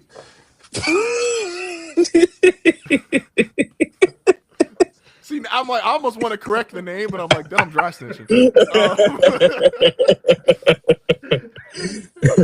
The way, because it was, my aunt was a teacher for pretty much like 40 some years. She was a second grade teacher, and then he was a pastor. And so they was living like, again, super low to means. And the church paid for the mortgage and then paid him like, it was like $6-7 an hour. And that was literally until he retired, and he only retired a few years ago. So it was like, we basically, like, we want to make sure you got a home. And being a school teacher, she had enough for like, they could pay for groceries and stuff. But like, and they was going to Wednesday night service, obviously hosting Sunday night service. They was doing stuff in the community. Like, that's to me, and that's why I'm so grateful for it. Like, growing up in a small church, I'm like, that's what it's supposed to be about. It's not all the extra shit. It's why it gets so annoying for the extra shit. And like, I I will have friends that like make comments and like, oh yeah, the church is bullshit and their church is that. I'm like, no, like that church is bullshit because they figured out a way to monopolize it, and so because they can monopolize it, they do. But that's not to take away from like the core values or the core practices. And so I just, I'm holding this on I the am. microphone, but if someone could No, whack go Joel ahead, bro. Osteen, if someone Oh could just like shit. hit Joel Osteen, Edit that on. Edit that. Are we live? You can't say these words. You can't say these things. like whack a Um, mole. It's like you get the little like Thor hammer and like just hit that nigga like once. I am. I'm from the city of one of the original mega church pastor famous niggas, and I will never forget Easter Sunday. I want to say it's 2000. Let's say 2007, 2008, something like that. Going to see Jamal Bryant at a goddamn arena let me know That's crazy. this is all bullshit. It was That's at the goddamn. It was at the then First Mariner Arena, now the CFG Bank Arena, the big arena in Baltimore. Like, and everything you said is true about what Christianity and the church in itself should be. But the problem is, for as long as like Western civilization has been what it's been, is always been about, you know, other shit other than just real faith and belief in God. Like, if before it was money, I'm sure they wanted you to pay oats, pay wheat, pay motherfucker your best goat, your best pig. Like, we live in a capitalistic world, and capitalism is not shortened to just entertainment or business. Like, oh no, it's a fact. the church is one of the biggest opportunities to like show capitalism in the world. So it's like, especially in this country, and niggas ain't giving up the amount of money they make from a mega church for people with strong beliefs. Like, that Drewski shit got people in their feelings because they don't want him to. You can't let people know what's in the sausage, and and if people start knowing, if people can look at Drewski and see like, oh wait, is this us? like that's when it get tricky, because I can take it if it's given to me in a certain way, but I can't take it as in that way, because then it's making fun of me. No, it's a fact. The one pastor response. Now there was a bunch of AI The responses, and nigga, the so nigga who like he was that's just like. he responded. that. The nigga who had the exact fit on responded. Somebody, oh, I didn't know that was. I didn't know he was portraying me. The one My said bad. like I don't. I probably should use different words when I'm speaking of like pastors and shit. But Nah, these niggas is bums. The the okay, problem is cool. the one said literally is like how, because it might have even been the same person that we talking about, but he was like, they said he was talking about me. I don't even got a Rolls Royce. Like, nigga, that's not the No, but the nigga standard. had on the exact same outfit. I think it was. I think it Yeah, was the same nigga. I'm like, that ain't the standard for like, oh no, I ain't taking y'all money and doing stuff like, no, I don't even got a luxury car. Like, my shit don't even cost 6 figures. Like, what you mean he's talking about me? Like, bro, it's nah, it's just it's a it's But This that's because Chris, they don't understand. Like, like I ain't gonna even say they don't understand, but it's kind of like one of those things to where like the women would always be like, oh, they would send you like a long like paragraph or something. You respond to one specific thing and say that ain't about me. When it was really like a when you think about when you think about like parody movies and shit, like a scary movie, like Ooh, back in the day, how they would flashbacks. come, how you think of like you would think of like scary movie or like those parody movies where they combine in a bunch of different movies. So it's like you Oh pick the yeah. parts that ain't about you and be like, oh, he wasn't even talking about me, but ignore all the shit that apply to you. Like fuck all the shit that apply to me. This part wasn't about me. I ain't got no Rolls Royce. The purpose of the King Summit is to empower men to reach their God-given potential in every realm of life, becoming the husbands, fathers, leaders, citizens, and role models God created them to be. To present our families, communities, nation, and world an image of men as God fearing, family oriented, moral, loving, intelligent, responsible, and productive. To glorify the Most High God by walking in true biblical manhood. Summit highlights, powerful speakers, practical workshops, praise, worship, and testimonies. The Mm, King crowning ceremony. They giving mm, out prom king at the King Summit, man. mm, Resources for men, business connections, brotherhood, and fellowship. mm. Thursday, March 12th, 2026. Welcome to Summit Fellowship. March Friday, March 13th. Day one, sessions and workshops. Includes lunch, just in case you were worried.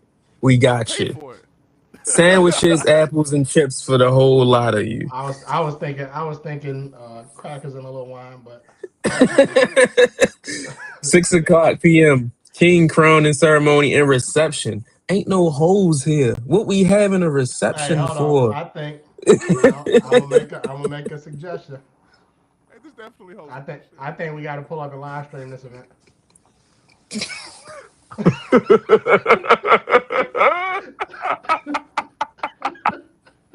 Live stream from the King Summit. Listen, live from the Special King guest Summit. interviews with Chris Broussard. Dr. Umar might slide. Listen. Creflo Dollar. Day two, Saturday, day two, 3 p.m. King Christian Hip Hop Cipher. Having a cipher. This shit. Hey, they got Hey, is multiple. This Lecrae shit is pulling day up one, though? 2, and 3. That's This that's a that's what motherfucking matters. Is festival. Lecrae? A He gospel say cipher. this a festival. Man, look, when I was at the rally night before they started singing, had the real singers on stage. Lecrae was in the Lecrae. They had Lecrae on the speakers. That's my man. Lecrae turned his light. Lecrae was Where I this almost being got held killed. at, Tony? This is in Washington, D.C. Oh, that's right up the street from you. It is. We It is we pulling up, unfortunately very Justin. close. We pulling up, Justin. I'm what's the dates? We live Uh, streaming. March the 12th to 14th. All right, Will buy the tickets, but don't get the GAs though. Get like the early admissions. Oh no, I want backstage passes.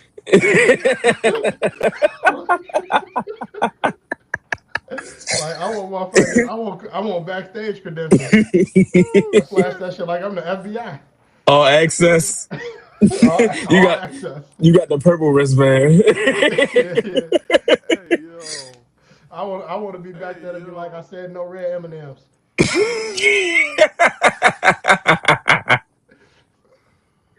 Bro, this is Ooh. outrageous. Chris Broussard, man, I might I take back didn't everything I've said nice about him. I didn't expect much, but Jesus. 110? 110 for the goddamn early bird package? Sales have So ended say for that, mind they you. So got you can't even get the oh 110s no more. They only they got got that shit out. 135s. They they only got trying to say 135s. they trying to say the 110s are sold out. They trying to say it. That's crazy. Might I was wait till buying the day tickets of. though anyway, Yeah, you so pull You up know, today. You find a you nigga know sitting day on the of. You low go box office. outside the summit.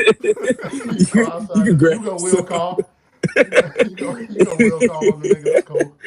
You be all right. hey Y'all ain't sold yo. out for real. Sale ends March 15th, 2026.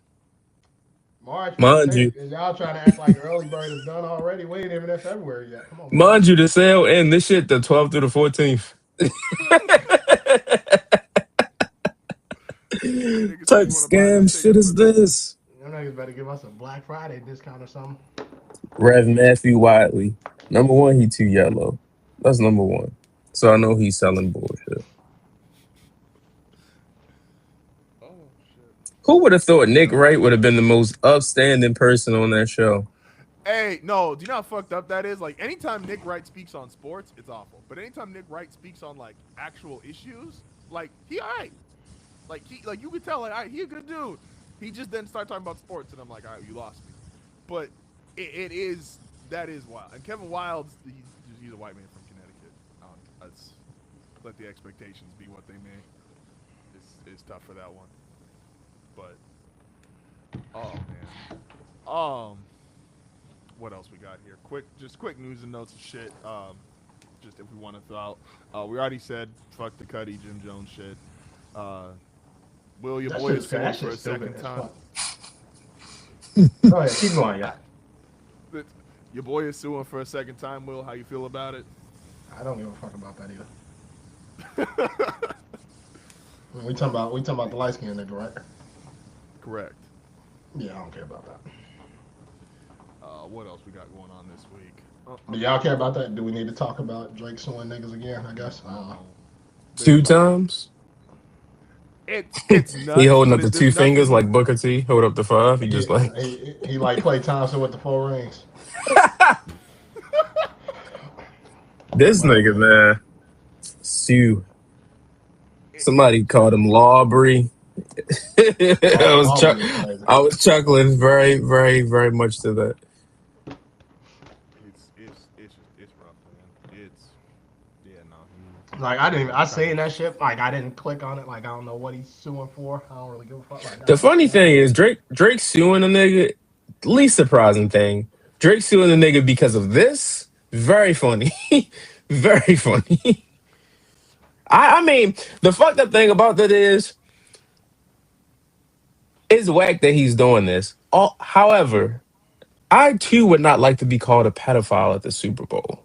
So, No, so I so I I would be get it. That there. don't make it any less hoish though. That's the not one being called a pedophile at the Super Bowl. That's valid. What the lawsuit is trying to get would get so many niggas fucked up because he's basically trying to make it like rap lyrics are you have to take every rap lyric seriously from a legal perspective. And I'm like, do y'all realize like the kind of ramifications that would have? Like, we just lose the Perpetuity. genre.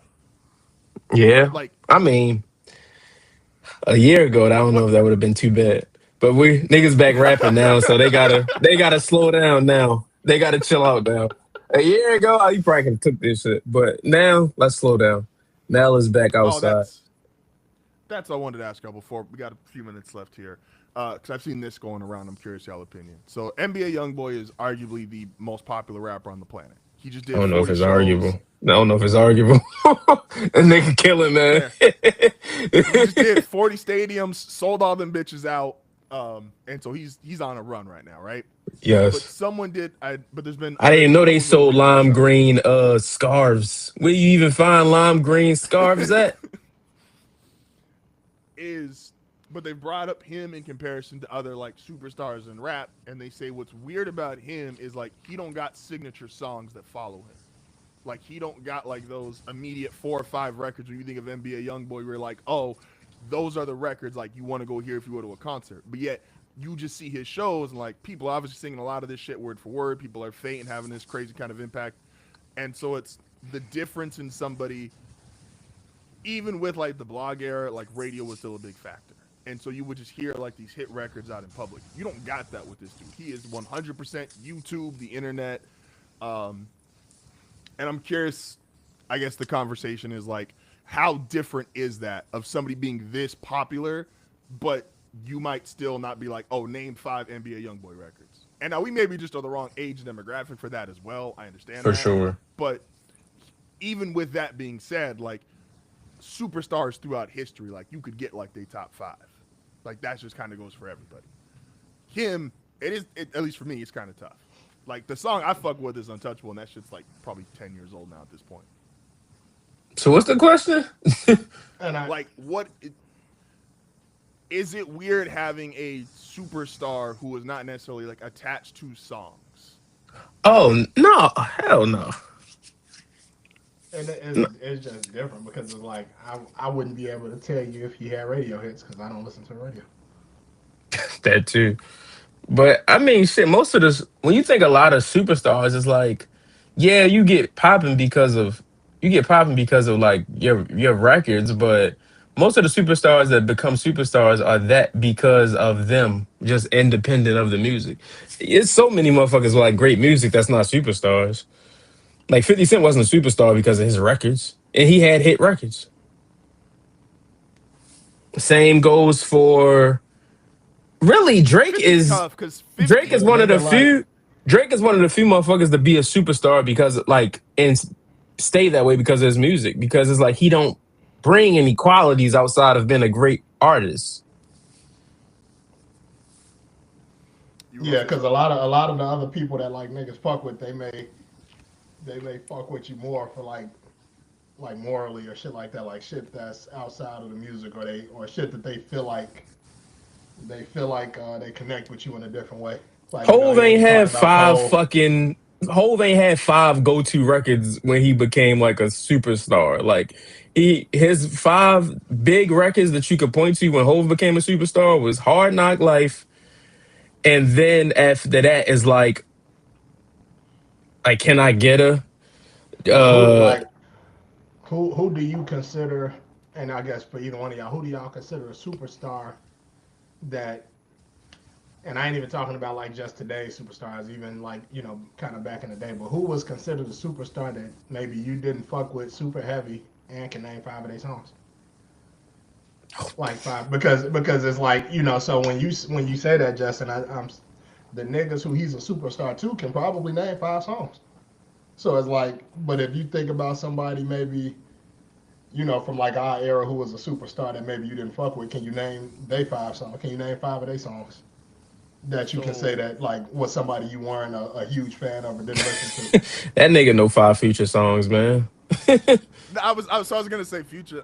I can name five Future songs, but I'll even go back and I will not include like the super mega stars, right? So like I'm not talking Beyonce, I'm not talking Mike because I think they hit a lane where it's like everybody just knows they shit where that's a different ball game, right? But can you so like even with Future though, do you got five Future songs that don't have niggas that you fuck with on it? That's probably tougher if I have to sit there and like actually do Because it because because like now like if you thinking about like if you gonna name some Future and Lil Wayne shit like we obviously you a big Lil Wayne fan like or Future and Drake shit is like Drake was Drake at the time and all of that stuff so it's like is it five Future songs that you can name where it's not featuring somebody else that you probably listening to that song for? again I'd probably be touchy. I probably would have like 10, 11 off the top of my head, but I'd like again some of them with features, and so I have to start crossing them off. But that's what I'm saying. So it's like, but a nigga like Tony, he could give you 10. I'm sure, like, you know what I mean? Like, he could probably give you 10, or like niggas that's like heavy into Future like that can give you more. I'm trying to think who's a superstar from like our era, quote unquote, that I didn't fuck with. Whose songs I know, and I don't think there's a superstar that was out that I didn't fuck with. Like at least at a point in So time. that's Even if I still don't, even if I don't like now, I would say like at a point in time I did. But that's what I that's where mean. it's And I tricky. guess, but that's why it's like even to like the NBA YoungBoy point, like we know he's a superstar because of what we see on the internet, but it's like he not a super. Well, at least for me, and I don't know if y'all like he's not like I would consider him a superstar, but it's not because I know his music. It's because I see how His everybody impact. else gravitate towards him and his music. So it's like I know he's a superstar because of that, but it's like he's not like to me. I don't look at him like that way because oh man, he dropping all this fire shit. But the niggas that look at him like that know the shit. They can give you five. They can give you 10.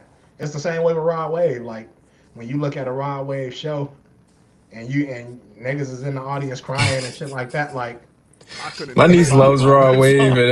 that shit is so crazy to me. My niece love Raw Wave.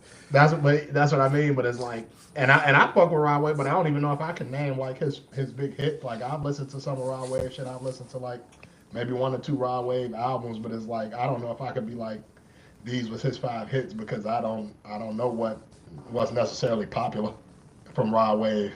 Mm-hmm. I I guess the one example that I would go to that I feel like is maybe not similar to YoungBoy, but in my head it makes sense. Is like I feel like when 50 was popping, you could get 5 50 Cent records even if somebody didn't fuck 50 Cent at all.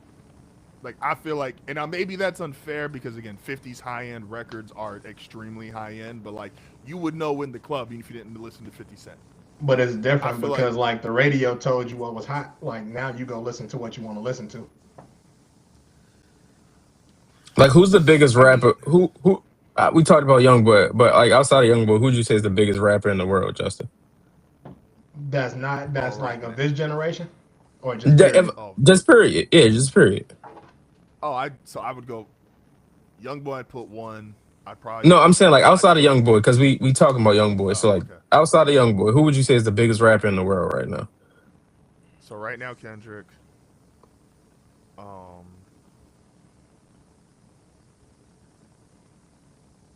mm, like cause I'm assuming we're sticking with active, right? I mean, yeah, like niggas that's rapping. Like, I'm not fucking Snoop Dogg. That's what I'm trying to. I'm like, um, nah, it's fucked up. Snoop was on my mind. I'm just like, yeah, Snoop. Um, see, that's. I know some of that is I'm a horrible person to answer this. Again, there's like a reason why Ti is my rapper of the week. There's a reason why like Nas is my rapper of the week. Like I know I'm in my little bubble, and so like I'm not a great person to answer this question. I wouldn't. I probably couldn't even tell you. Like once you get past those two, I think there's a gap between who is considered to be like the next biggest thing. I know social media was trying to push that little white girl like a couple weeks ago, and then she's vanished. So It's Anyway, it's I it's don't weird. even know who you It's talking about. I weird. don't want to know. I don't even want to know. It's I don't even want to weird. know.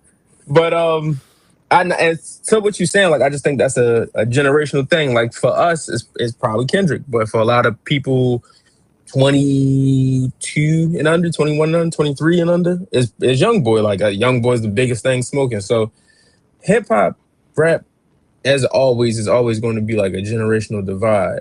Like you said, we probably couldn't name 5 young boys. I probably couldn't name 5 young boy songs, but most people in our age range that's not listening to young boy couldn't, Mm-hmm. and a lot of that is because like we talked about like we grew up on like Oh, Tony got to do it quick. Um, no, yeah, and I get again some of it being generational. I'll be back. But no, I was just saying, like, it's always a generational conversation. Like, Young Boy, Kendrick Lamar, like, we hype about J. Cole coming out. And a lot of people are going to be hype about J. Cole coming out. But it's a lot of motherfuckers that's not going to care about that in the same way we are. Like, they going to be listening to whatever young rapper came out on the same day as J. Cole. Like, it's always going to be this way. And as we get older, we're going to be, in 10 years, we're going to be like, damn, remember, he what Young Boy was. And it's like, wait, like it's gonna hit you so fast that you like he's with like I remember like it's gonna be so crazy, but that's just how that should go. No, the generational stuff definitely plays. Like it's why anytime somebody goes on a heater, it's like our age group. It's like Wayne gets brought up because like, oh, this is the craziest run since Wayne, or oh, if you a little bit older, even or potentially our age, like, oh, it's the craziest run since 50. Um, I know you've brought up like craziest run since Future. Like I'm aware like people are always gonna go to obviously like what they lived through and those for experiences. It's and again, yeah, maybe I just don't know enough. I saw enough people like kind of having this conversation about him not being like attached to songs. And again, they were also comparing to like super mega artists, and I don't think that's fair. Like to me, there's a drastic difference to like knowing 5 MB Youngboy songs and knowing like 5 Beyonce songs, knowing 5 Michael Jackson songs. Like they just in an entirely different So space and they you transcended. to you I I will die on this old hill. Look, man. Anyway, your it ain't last even thing you you heard me dying say on the something. hill. It's just you like that's just your generation. That's what you grew up on. That's what you saying, and they gonna be the same way Niggas ain't about what putting they me on grow five up Michael on. Jackson convos. If niggas You start said putting what? NBA young boy in my, if niggas put NBA young boy and Michael Jackson combos, I'm done. That's as bad as opening the mega church. I mean, I'm sure, like I'm sure When even Mike like got that. popping, I'm sure it was like that nigga not better than James Brown. That's what I was about to say. Like, I'm sure, like I'm sure at the time, like when he was coming up and like when he was hot, the old niggas at that time was like, man, he ain't fucking with James Brown, and he ain't fucking with whoever was the past hot. That's just the cycle. And when James was popping, they was like, nigga couldn't lace Chuck Berry's hard bottoms. Like He ain't no Elvis. niggas was that was Elvis. Free my people from the Oh man. shackles of Elvis Presley. But yeah, that's just the cycle of this shit. So it's like, yeah. And I think part of it, Justin, for you is just understanding that's just the cycle of it, my nigga. Like, You're don't get offended. old and Don't get that's offended. okay. Don't I'm get definitely. Oh, offended. I'm about to go play my Michael vinyl as soon as this shit's over. Like Nah, but don't be like the old grumpy niggas. Like, no, that's my homie. you gotta be like Shout out to the them. old niggas like Kiss and Fab who embrace the young niggas. You can't be the old nigga that Maybe I don't not want to. Fab. Maybe well, not yeah, Fab. maybe not I don't Fab. know if I want to be Be like the Maybe not locks. Fab. Be the locks. Be the locks. Like, don't be the nigga that's like hating every time some young shit happening. Oh man, I'll ask this and only because I don't think niggas care. But do y'all accept Kanye's apology? All right. It's out the mud. We got Rashad McCants. Hey, yeah. Like I said, I think we was gonna spend no time on it, but I was like, I'll keep it in reserve just in case. You know, it's sometimes it's a slow news week, man, and sometimes niggas need to sell albums, so that's when they say sorry. The dumbass Remember, part is that once we get off here within the next 24 to 48 hours, it's gonna be like some shit happen. And we like, God oh, damn absolutely. No, it. my curse is strong, but I don't see. That's why I don't see. That's where the curse has to be taken into some consideration because I'm not taking like I've said like I was a big Kanye fan. I'm not taking Giannis my traded curse to is the Thunder. responsible. Like If that happened, Justin, you gotta tell your wife, hold on, and cut the camera back on. if Giannis get traded to the Thunder, Justin, you You know the only we might need reason to put you in why. a bubble. We might need to put you in a bubble. If You know the. Giannis to the Pelicans happened, he cutting the camera back on.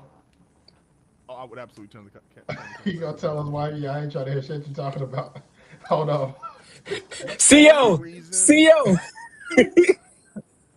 the only reason why Giannis to the Thunder doesn't scare me or wouldn't put fear in my heart the way it normally would is because shout out to my nigga CJ McCollum who made that shit impossible. Because that second apron is some bullshit, and the Thunder are suffering for it, and so them niggas can barely afford. They go at the second apron is so fucked up, and we're gonna say this for after NFL season. The Thunder committed 3 contracts to Chet, SGA, and Jalen Williams.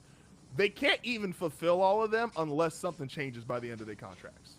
Like they can do Who funny numbers and shit, but they literally cannot. There's like a season. I don't know if it's 28, 29, or 30. Like there's a season they can't have them all on the roster, and I'm like, I don't know what the fuck CJ was doing inside. It was what CJ and who was the dude on the Celtics that missed the free throws? Grant Williams. I'm Yeah, gonna make them like both. I'm gonna make them both. He proceeded to miss both of them. like them niggas went in there and just like they gave everything up. I don't know what the fuck they did in those negotiations. So the second apron is that. And again, I have my issues with OKC. If you can't eat the niggas you drafted, like something's fucked up. So, but that's why if they get Giannis, I'm like niggas gonna have to trade everybody. Like everybody's gone out that bitch. Giannis makes too much fucking money. Oh man. With that being said, appreciate Giannis and y'all as SGA might be enough. I'd say so. Like, it they might. could throw 3 Justins out there. Three Hasty. seven, 3 7 footers.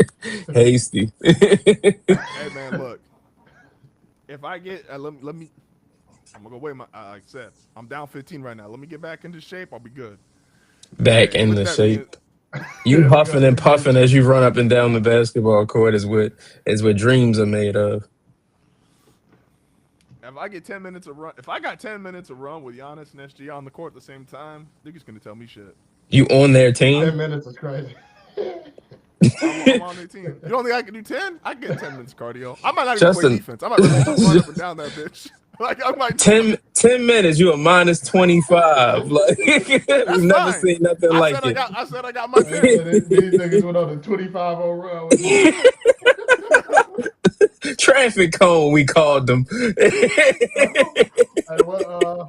what 2K used to say? I can't remember what the fuck is the little bull with the red shit. What they used to call him? A matador, Yeah, matador Matador defense. defense. 'Hey, 2K real used to quick, say what y'all think is Matador like the defense. worst plus minus ever in a game? The worst plus minus ever in the game. Minus 40 something, I'm sure. Higher or lower? Tony? Minus 55. All right, so minus 40 something wouldn't get you in the top 20. God damn. So they had a nigga on the court that was minus 75? Hey, speaking of the 10th worst plus minus in NBA history, Lou Dort. With that game they got smacked by Memphis a couple years ago. He was a minus 53. Them days is long gone. Who was number one? The nigga named Cody Williams did it about 18 days ago. The He was white a boy? minus. I was gonna say he played the Hornets, Nigga right? don't got a picture. This nigga was minus 60 against. No. He played. Not Cody having a picture is Williams. crazy. Yeah, I Cody remember Williams, back in the no. day. Who was that? Who was that? Who was that? Robert Covington, who didn't have a picture. They had that nigga as DJ and Banger or some shit.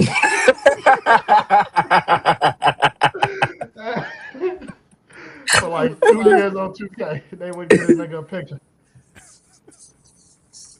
Hey yo, hey minus 60 in the game is crazy. If it helps, Jeremiah Earl, he did it last year for the Pelicans. He went minus 58 against Miami. I remember that game.